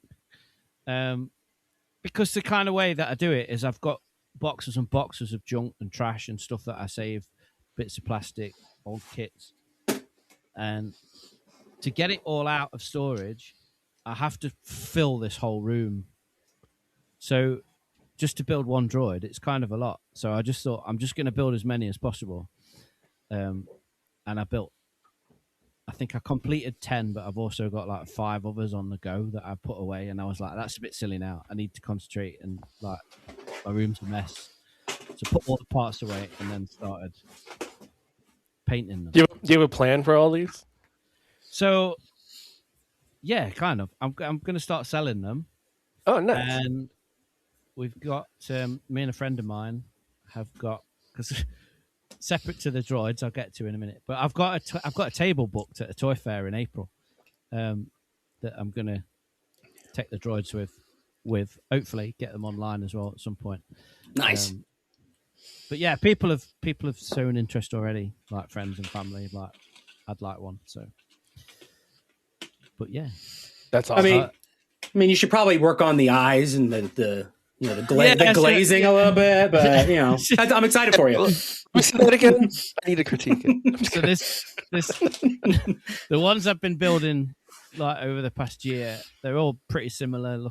They're kind of like R2 droids in a way, like kind of gonk looking R2, that kind of droid, like a gonk astromech kind of vibe. Astromech. That's the word I was looking Yep. for, Sean. Yep. In my head, they don't live in the Star Wars universe, but they're quite obviously influenced by that, as a lot of things are. But this latest batch, I've tried to mix up and do different shapes and sizes and all sorts of things. So I've got these really little ones. These aren't painted, like finished yet. But I've got these little tiny ones. Mm-hmm. Like I've done a couple of these ones. So I've started weather. Look at the weathering, Shawn. I'm a big fan. I like it. That gives me a boner. It's like they kind of look like Camtono. They kind of look like Camtonos, but with like droids. Yeah, so when I first started building them, I built them out of yogurt pots, whatever. What do you call them over there? Yogurt. Like a yogurt tub container. Tub. Yeah. Empty plastic tubs. I put 2 together, and then that's my base, and then I just start chucking stuff on from there. Mm-hmm. But I've started doing different shapes and things, what I'll get to in a minute. But these, so my daughter's obsessed with dough balls. So we buy these packs of dough balls, and they come with a little tub of garlic butter to dip the dough balls in. Ooh. And that's 2 of the tubs on top. Oh, that's funny. On top of each other, and then just like add different bits on. But I had this like accidental light bulb go off. So I buy these like at Christmas. They're like clear baubles to put on your tree. Mm-hmm. You can put things inside them. Yeah, the clear plastic where you go kind of snook them together. Yeah. Yeah, well, they fit perfectly. Like one half fits perfectly on top of these. So I built all these little bits on top, and then put the little dome on. Yes, nice. You can see all the little inner workings inside it. It's like the 80s, 90s like clear telephones, and you could see the electronics inside, like all the little bits and bobs, like the brain. Kind of gives them a little different vibe. Like fits perfect. So I've got those little dudes going off, and then I've got some square dudes. These not finished yet. Nice. This is a fidget cube.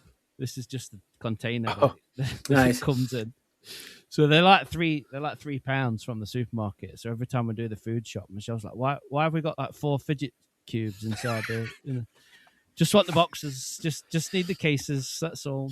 Are you dumpster diving the neighbors' recycle bins yet? Like being like, yeah. My my neighbor was throwing a printer out, and I saw it on his. It got a skip on his drive, and he chucked it in. And I was like, I went and knocked on his door. I was like, can I get this old printer out of your thing? I was like, yeah, sure. He's like, and then I had to tell him why. I was like, oh, yeah, I make little robots, and if I take this printer apart, it's gonna have some pretty rad greeblies inside it. So this reminds me, like the closest I come to thinking of doing this kind of stuff was if I played Legion. Yeah. And I wanted to make like a Tatooine terrain, like the buildings and stuff. And I was like, going in the trash, you can find everything you need for that. Yeah. But anyway.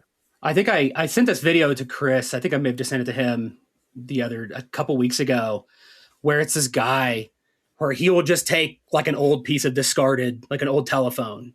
And he'll make a droid completely out of just like that one thing. It's like more like a Gundam style, like a stand-up droid kind of thing.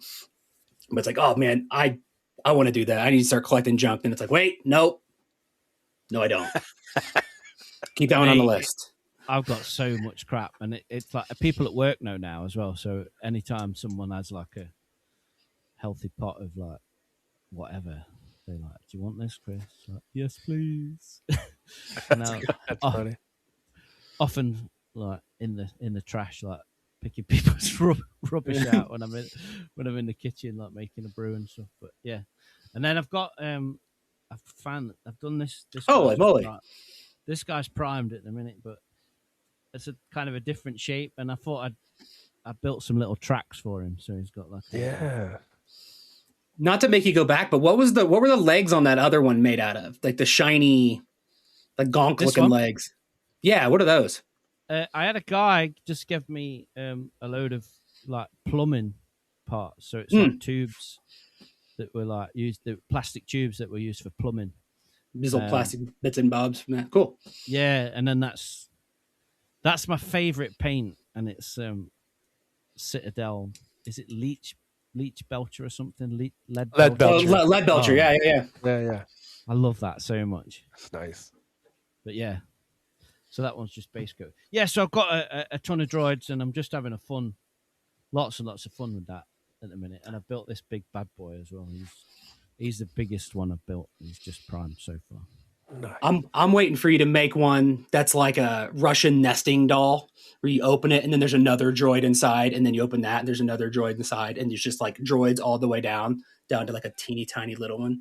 That'll be sick. I've done a few. That You're like, this is a giant yogurt container. This is a half yogurt container. And this is a I've done a few guys that have got arms as well, and some I've stuck on already, and then started painting and been like, should have just stuck these arms on afterwards because it's really hard to get into these bits and bobs. So there's a couple of guys where I've just got their arms, and I'm painting them That's awesome. separately. That's a big That's cool. arm. I like it. Is that a red arm? Was that red? It was not a red arm, Shawn. It's Oh. just a red wire.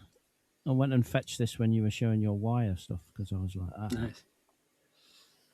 Nice. yeah. So having lots of fun with that.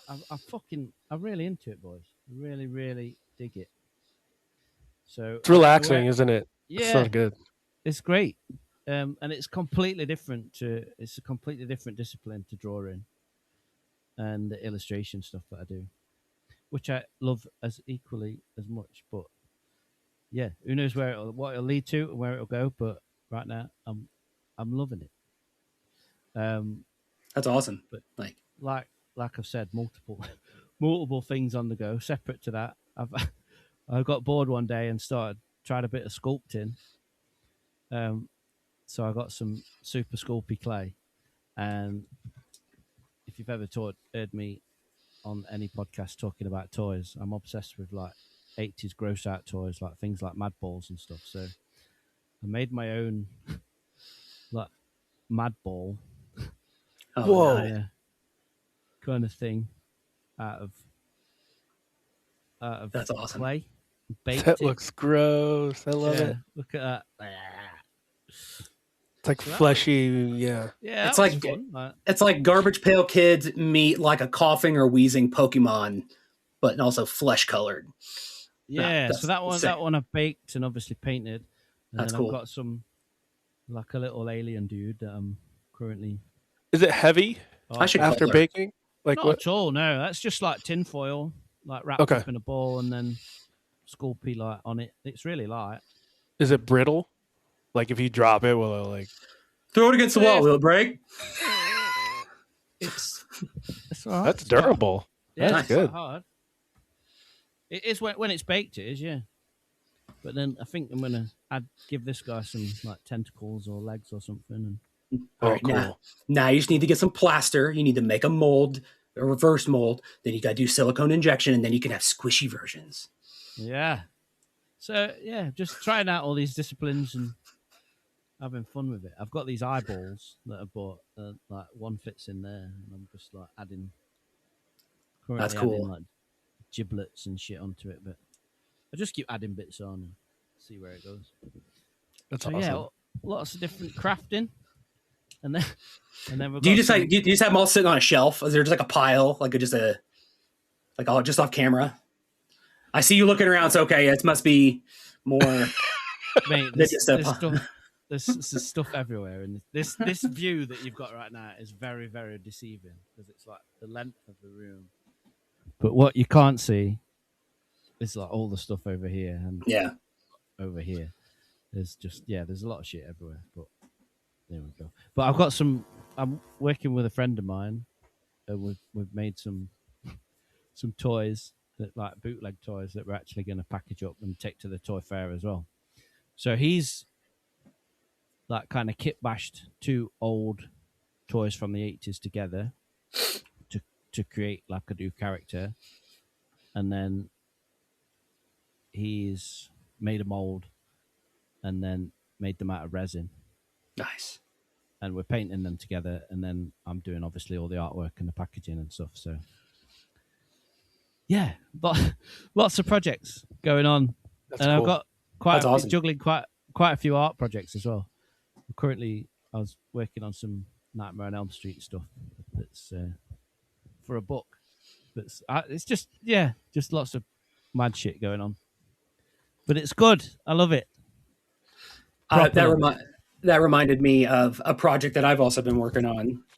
That also reminds me of your I don't want to call them your gross out stuff because I don't know that's a term of endearment. Don't want to make it sound like it's not. No, that's totally what it is. Scale modeling tools are this. Okay, so this is not advice just for everybody involved.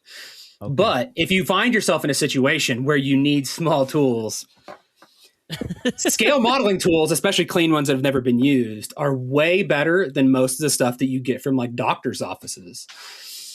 So, for example, say your partner has had a bunch of stuff like removed from their back, and they have like these like giant stitched up wounds, and you got to remove the stitches. Yeah. Scale modeling tools and tweezers and things like that are so much more effective than the junk ass blunt tipped blind tweezers you get from there. It's like, hold on a second. This is ridiculous. Why am I using these like safety scissors? Like I'm a kindergartner. It's like, trust me, I got stuff that's going to work way better.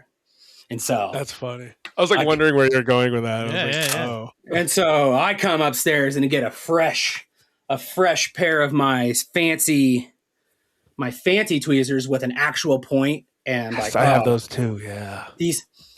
That's my promotion for the day. As normally I'm pushing AK stuff, but if you go on the internet and buy one of these like 10 packs of like good, what are they called? I don't even know who makes them. Super pointy tweezers. But whatever that brand's called, Tico tweezers that are actually sharp and they come with hooks and things and curved bits.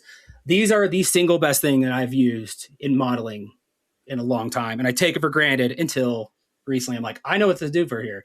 And so so that's been my other project, has been like greeblying somebody's back and removing stitches with scale modeling tools. Nice.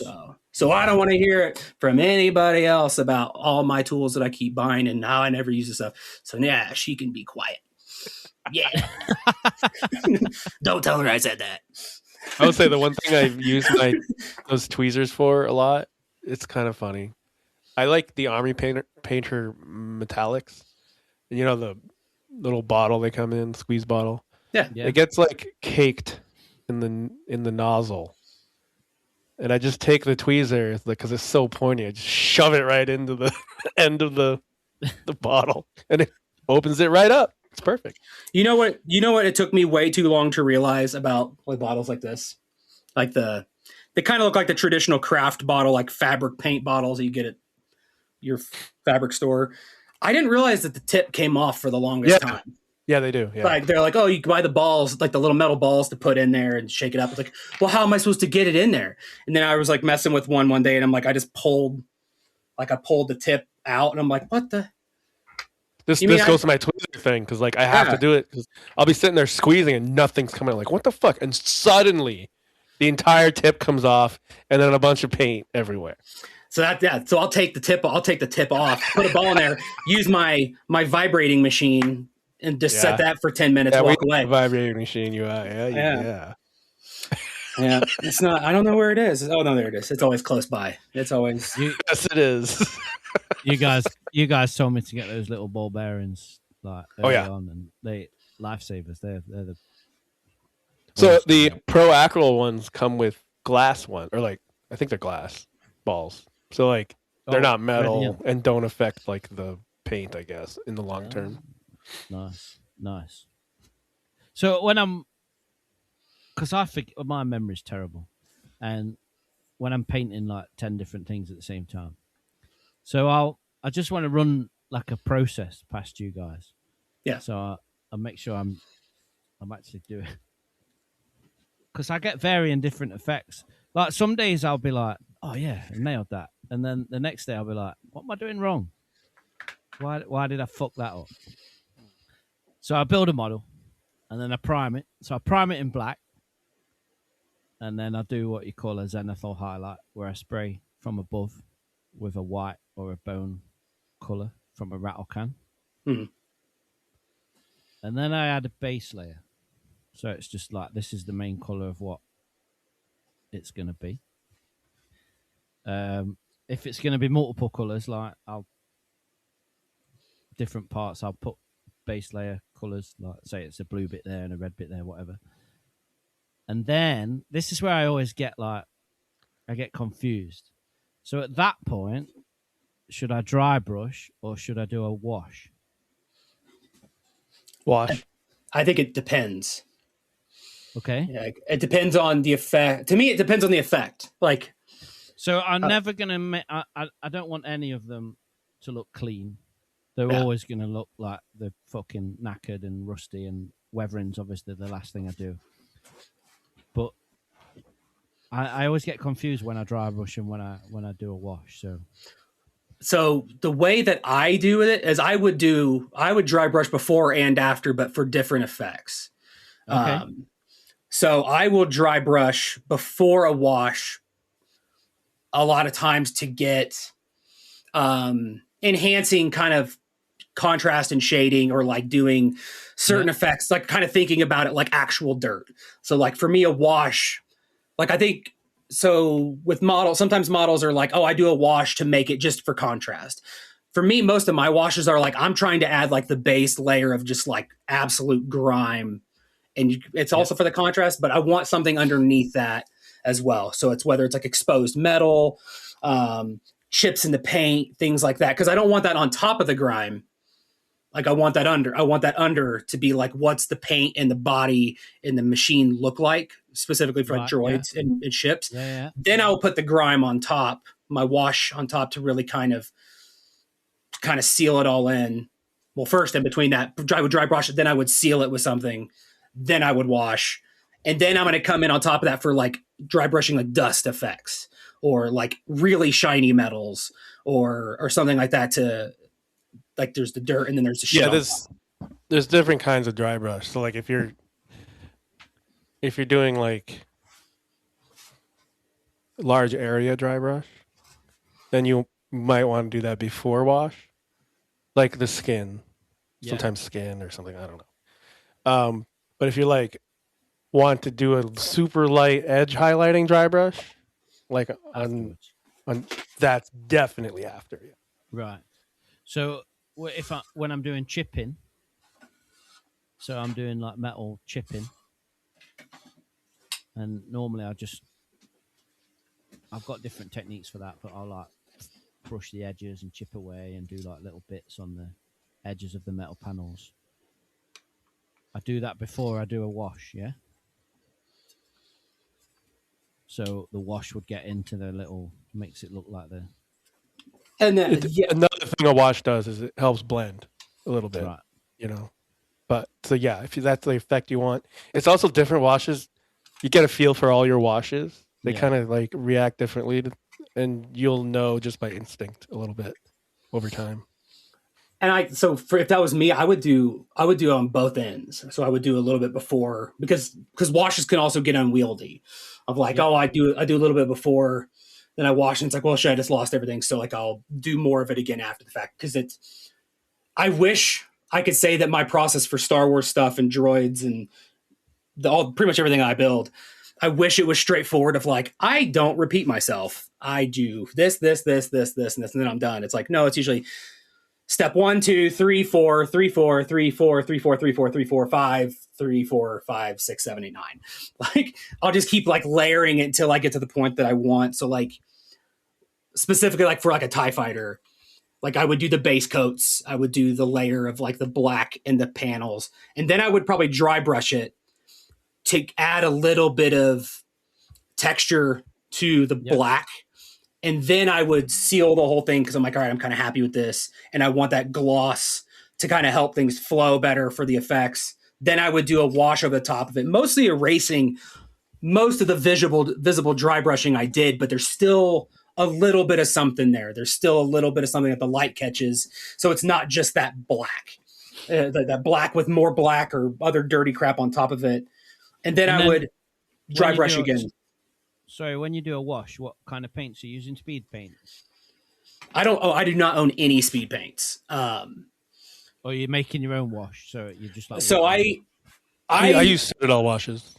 So I will sometimes do my own washes, but I also have a lot of like, my favorite thing to do is the weathering. So like all 90% of my products are either basic paints or weathering washes and stuff that I paid too much money for very specific use cases. Like most of mine are like, oh, it's a panel line wash for it's a blue black color to go on top of dark colors, or here's my dark streaking grime that I put on there, then I can wick it down to make it look like things are running, and or grease or starship streaking.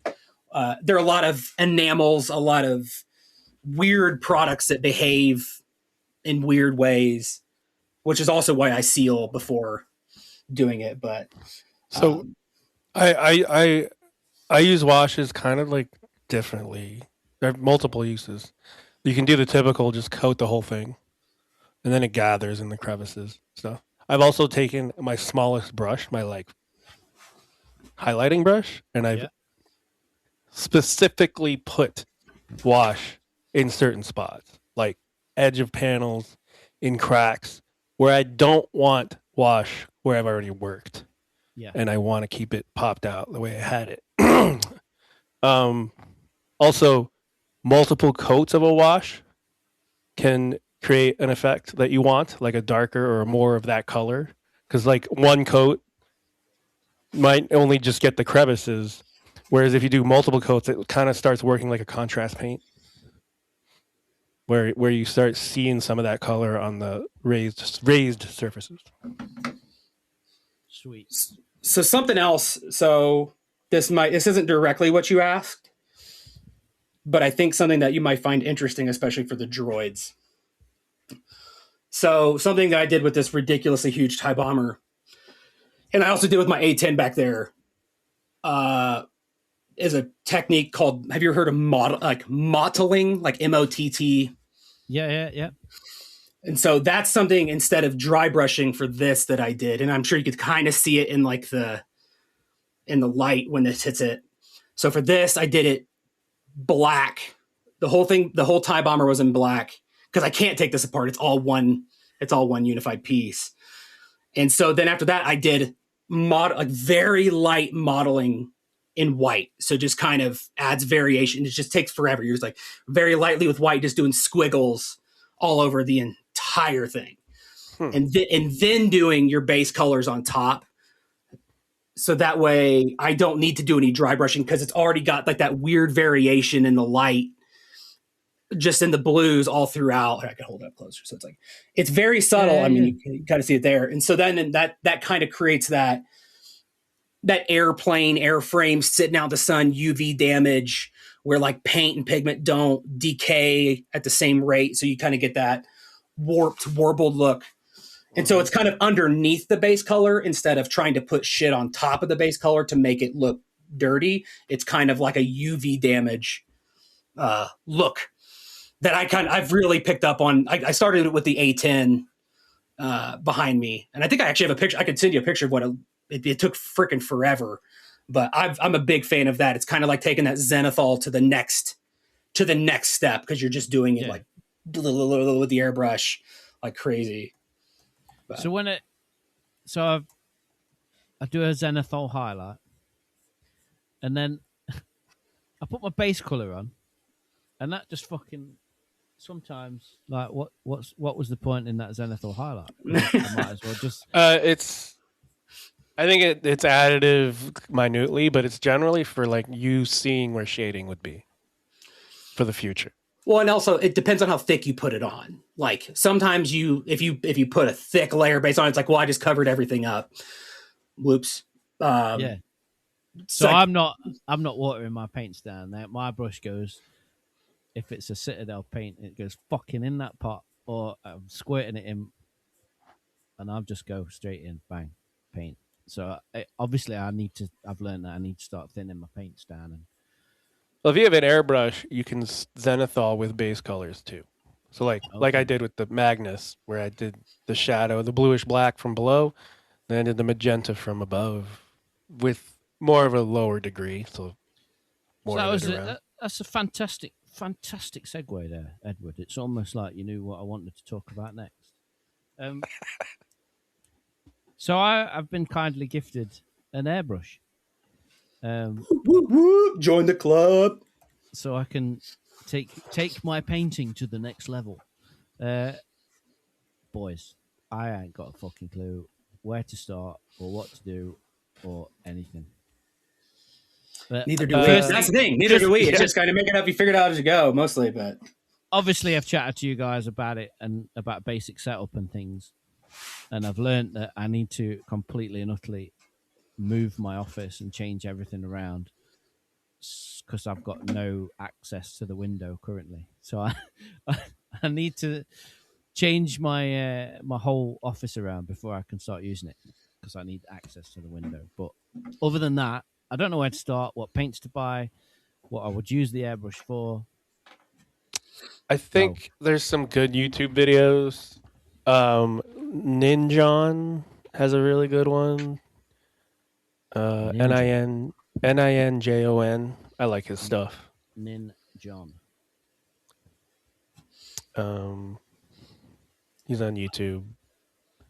and I think He has a good like starter paint airbrush video. Like, this is what you need and this is what you should have. And I mean, there's definitely like ways to step into it. I think if you already have an airbrush and you already have a compressor, like that gets you over like the biggest hurdle, which I think is like the analysis paralysis of like, which one do I get? Which one do I need? And it's like this whole, like, they're impossible to tell apart and some are better than others, but like you've already got one. So it's like, all right, I have this.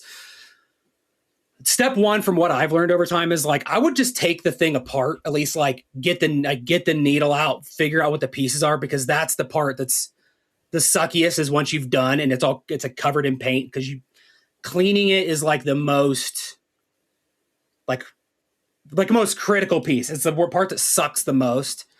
Like, in my opinion, I hate cleaning it. So I'm not going to like sit there and just like spray one thing and then walk away and be like, well, I'm done now. I'm going to come back tomorrow. I'm going to do a bunch at one time. And I think outside of that, the paints and stuff, I think you're fine as long as you water, like as long as you're comfortable watering it down. Like, thinner is better. And then just practicing with like a certain type of like pick a paint that you have a bunch of, thin it down to like skim milk or whatever. milk, milk consistency.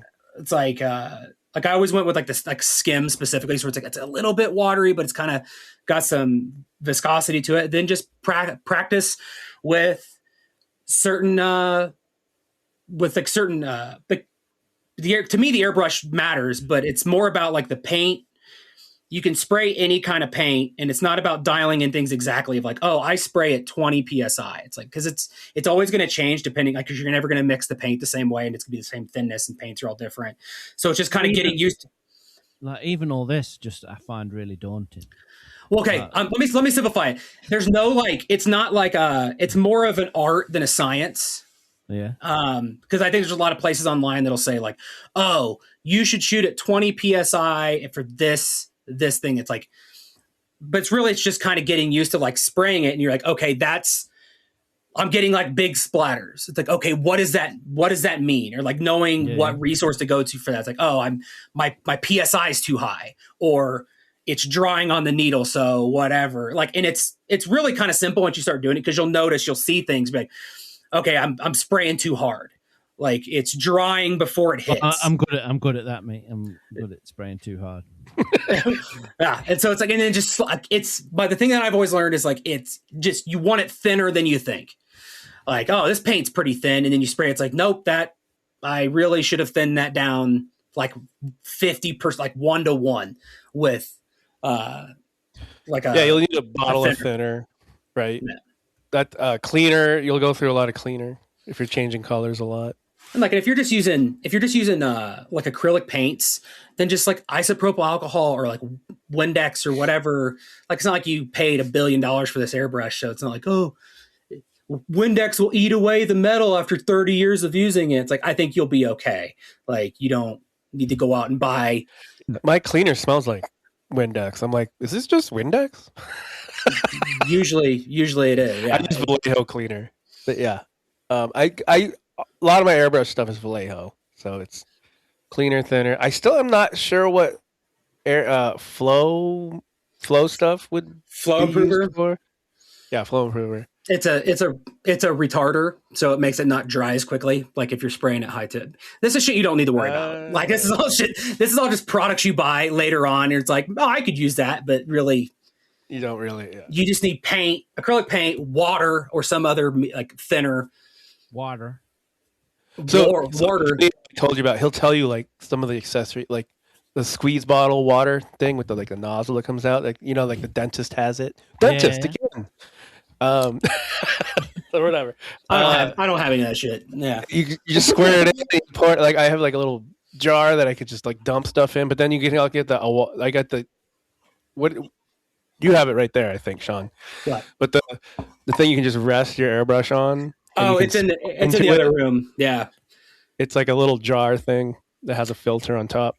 It's all shit to waste your money on. It's like it's something that you just set your airbrush in. It's a hole and it's got a filter in a jar, so you could spray into it. It's like, oh, this is convenient. Or you can use like a paper towel and a cup.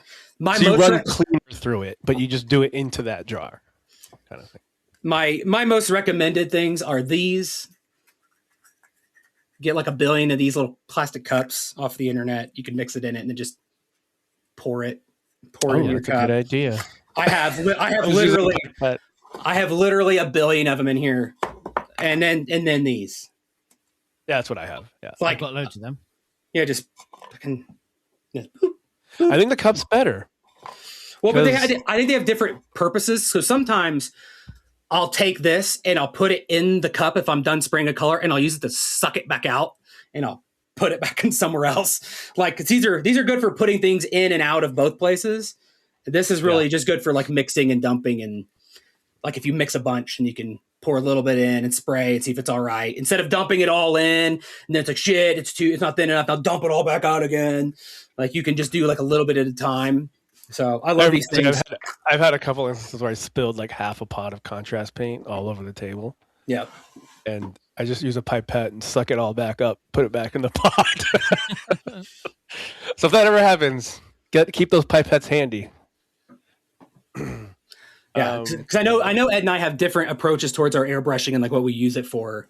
Like I'm very much a lacquer, enamel, Tamiya, like stuff like that. I know Ed's very much a wargaming acrylic, but at the end of the day, it all boils down to the same stuff of like, get some paint, thin the shit out of it, hook up to your compressor. Because that's the most finicky part is the stupid compressor. It's like, oh, do you have a compressor that's got an extra tank and it can be consistent? Or do you have like one that I saw that you have that we've all started with where it'll start strong and then it has like a cliff. It'll like, bang, as it tries to keep up with your spraying. So it's like getting you like spray and then now go on. And like, as it kind of goes back down, yeah. It's like, it's little stuff. It's little stuff like that. That's right. I ended up getting the 2-tank one. I just realized, I forgot about that.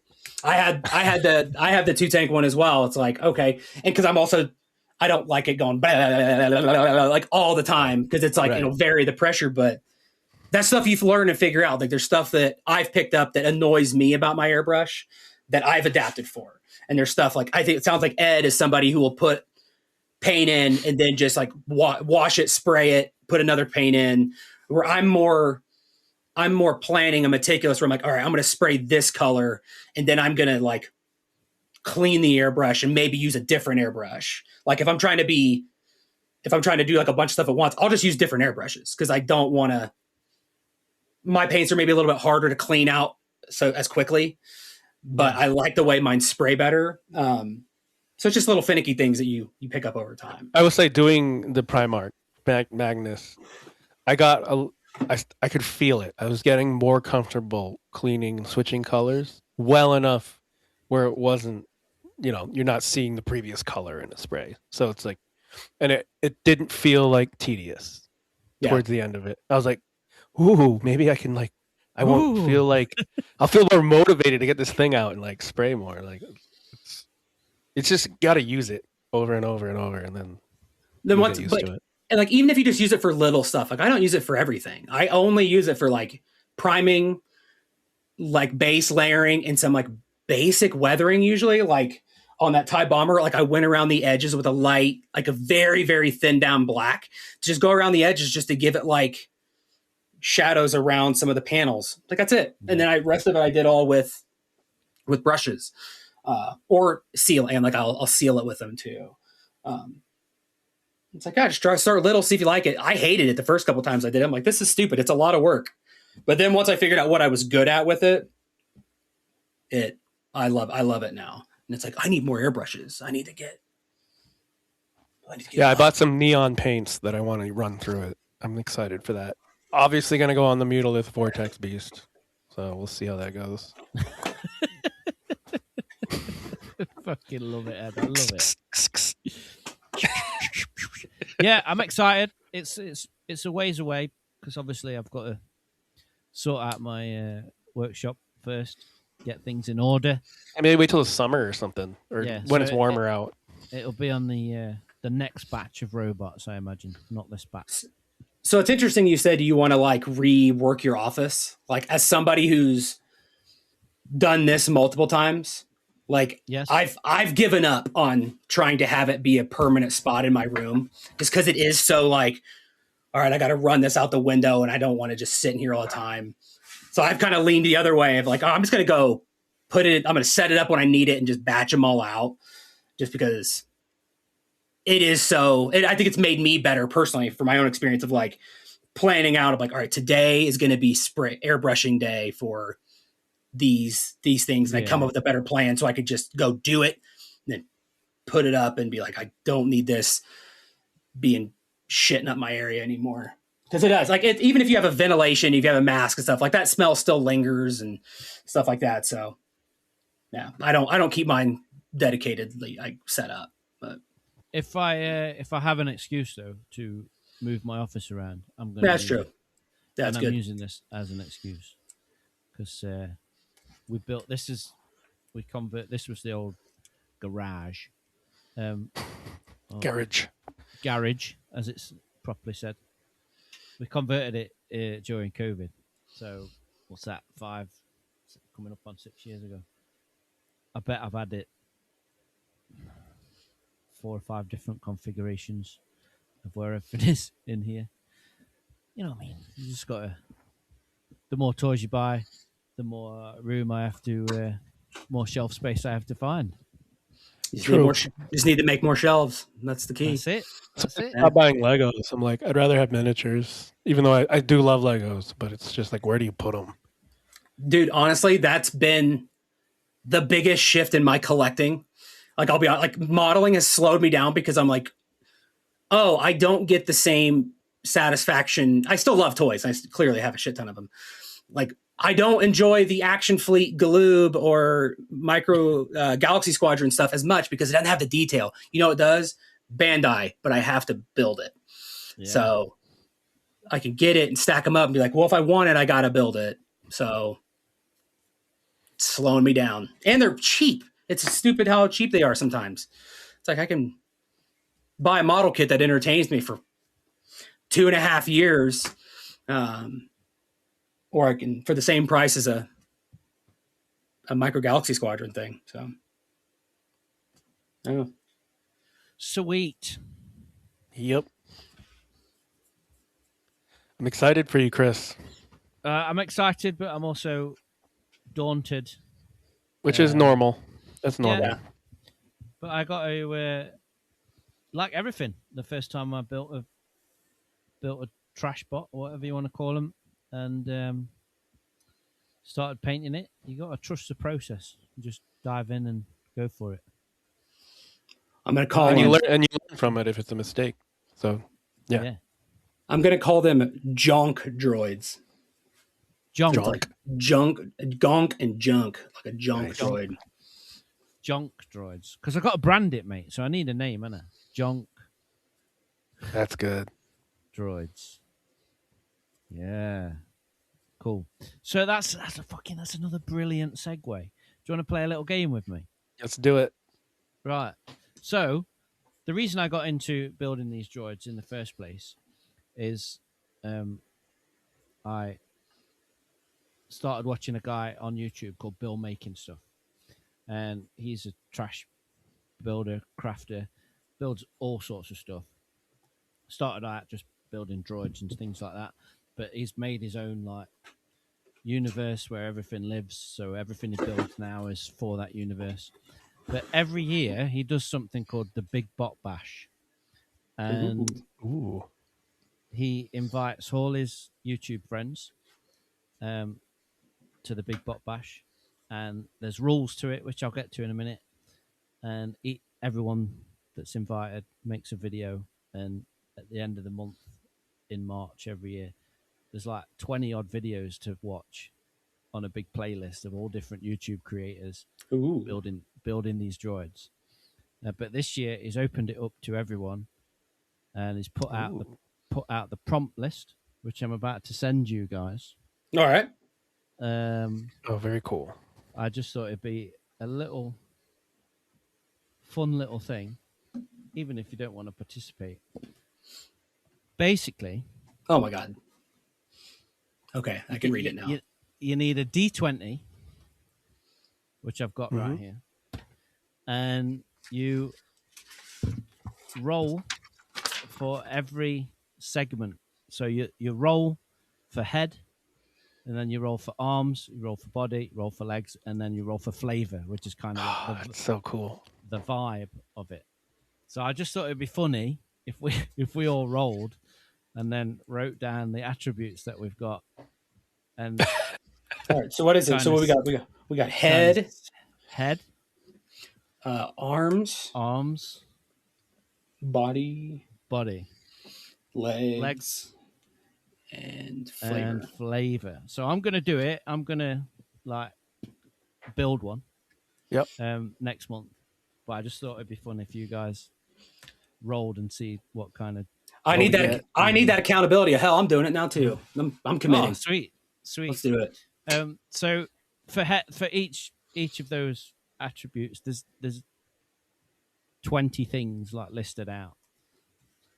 So I'll roll first for head, and that is a 9. So head is hot head. Right. Who's going to roll next for head? I can. Yeah. I got a 19, which is punchy. Pointy. Pointy. Oh, pointy. Oh. Sorry, I followed the arrow. My bad. I want to swap. Pointy. All right. I am rolling for head. Let me roll. I have a 6. So I have Cyclops. Oh, nice. That's cool. Well, I was going to write down your guys' too. So, you got Ed got pointy. I got hot. Like, is that like attractive or like on fire? Or is it up to whatever you want? Well, I pictured fire, but. It says now interpret. When you get to the end, now interpret these attributes however you like. Got it. Cool. So whatever it means to you. So right. I'm rolling for arms. 18. Piston. Ooh, ooh, that's a good one. That. Yeah. All right, what do I got? 11. Short. Okay. I have a 16. Club. Nice. I'll roll for body.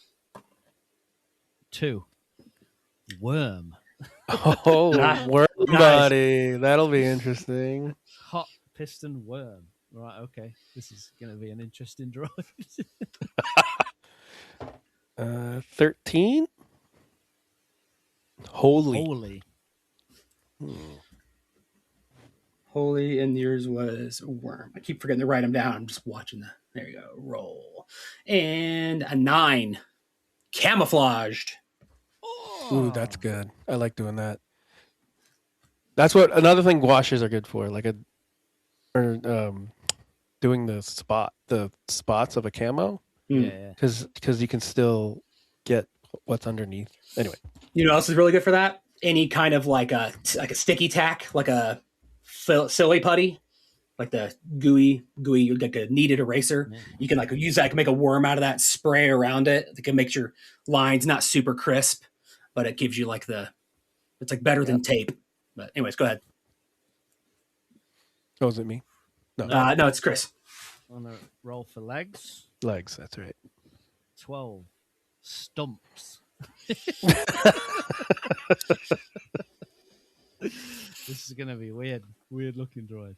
A stumps with wormy body. That could look.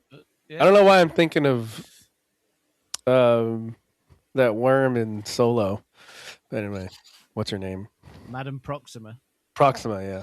I was thinking Earthworm Jim, but Yeah. I got a 19 rocket.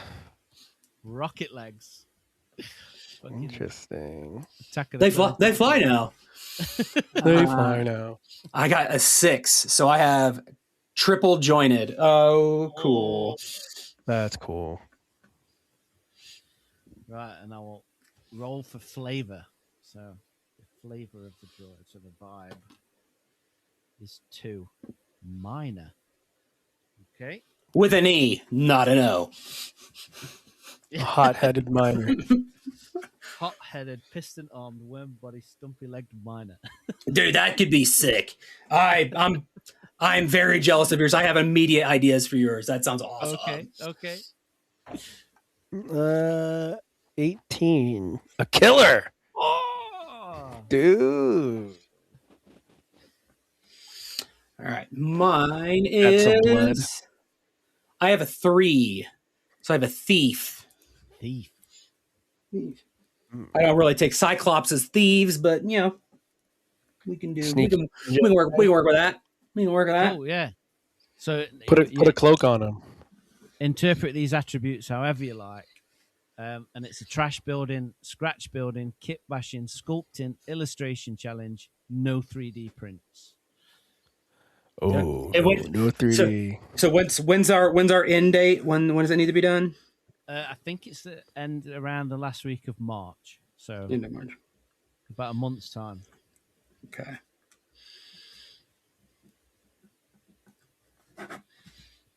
Okay. And it's droids. Big bias bot. Yeah. Big bot. Pointy-headed, short arms, holy body. I like everything except the holy. It's throwing me off. Yeah, but it could be like holy as in religious. So you could be wearing like some kind of like you know Could what I mean? be. Except there's an E, holy. But yeah, Interpret it how you like. true. It could be the alternative spelling. It could you could build whatever body you wanted, but it's got bullet holes in him head. Bullet holes. That's holy. Yeah. Oh, and it could be like you could interpret it as like the legs, like if they're mechanical, there could be gaps like in gears and like do you like metal legs, but like you have gaps, like femur and tibia, like there's like gaps in between them, like there's no flesh. Like it's not weird, random Swiss cheese. Just like it's actually, he doesn't need anything there. He has his gaps between the moving parts, like the panels are removed. That would be sick. Nice. So yeah, join in if you want. Have fun. But yeah, it's gonna be rad. All right, all of my other projects are pushed to the side, and now I'm working on this. This happens every time. Sorry, guys. No, I like this. This is cool. Until next week when another project comes up. Everything's pushed to the side. So well, see, but now there's accountability now, so I have to do it. Jackson saw that I'd got some D20s, and he was like, "Oh, what have you got these for?" Because he's watched the previous year's like Big Bot Bash videos. It's really cool, actually, how different YouTubers with the different styles, like interpret the different droids that they build. But anyway, he got really excited and he was like, "Oh!" I told him what it was for, and he rolled a couple. So I did a few with Jackson, and then he drew his, and he's drawn like little bots that Oh, that's a good idea. Yeah. match his attributes. I was like, "You got to do 2, mate, and then they can have a fight and battle." He was well into it, so it's good. Yeah, roll the dice for whether you win or not, Yeah. or if you hit, do damage. And then he saw when I saw her got these D20s. He's like, the first thing he said was like, "Dad, you're not going to start playing Dungeons and Dragons, are you?" I was like, "What if I did?" He was like, "You've already got enough hobbies." You're grounded. You're grounded. Is he interested in it at all? In Probably not. Dungeons and Dragons. I don't think so. No. Yeah. He's probably just thinking, "Dad, you got to get over Stranger Things, mate. It's finished. It's over. It's done." But, yeah, cool. Has anyone got anything else they want to? We can talk about gemming next time because we're running low on time. For me, anyway. Yeah, cool. I'm over here sketching my droid, my bot idea. I love it. I love how into you got into that shit. Wicked. Damn, I wish I didn't have a camo body. That's the only thing that's messing with me. But I guess yeah, this will be good. I'm digging it. At least it's not a worm body. Yeah. What if it's multiple worms? Okay. Hot head. How am I gonna interpret that? A hot head. Give him a chiseled jawline, just like a worm, but he's got like a jaw, like a sculpted jaw. It's really, really hot. Yeah. I would just do a giant flame around his head. Piston arms. That's gonna be hard. Ugh. Why did I do this? Anyway, it's done. It's done. Sweet. I'm a fan. I'm digging it. I'm working on that. All right. Well, it's nice to catch up after a year off. a year and some change. Let's not leave it as long. I look forward to sharing my bot design in March of 2027. Yep. And, we'll just bring in the celebration with us. How about that? Oh yeah, that's gonna be fun. Yeah, that was a good one. I don't know how to outro this. Thank you for listening. If you have stuff that you're working on or that you've completed or that you're doing, or if you have questions or comments, feel free to reach out to either one of our 2 podcasts and we can route it, because we still haven't kind of kicked this thing up into its own individual podcast. So just send them to either one and we know how to get it. Should we start an Instagram for this just to like post what we're talking about? This like actually I think warrants it versus like Scruffies and it's like we have one about it, but we just don't post anything. It's like, God, I've done so well at kicking Instagram. It's like, oh man, but we'll figure something out. We'll draw you back in, Shawn. We'll draw you back. Oh my God, life is so good without it right now, but we'll figure it out. We'll get something. Cool. We'll make Ed manage it. Sure. Because I gotta practice my gemming, my glazing. Yep. Yes. Yeah, it's I've so impressive looking. I've got to learn how to airbrush. So. Yep. And I've got 10 droids to finish and another one to build now. So airbrush will speed things up once you get a hang of it. All right. Well, thanks for listening. Catch you in another year when we come back for another episode. Just kidding. It's going to be a lot sooner than that, hopefully. But yeah, thanks for listening. Awesome. Bye. Cheers, guys. See ya. Cheers. Later.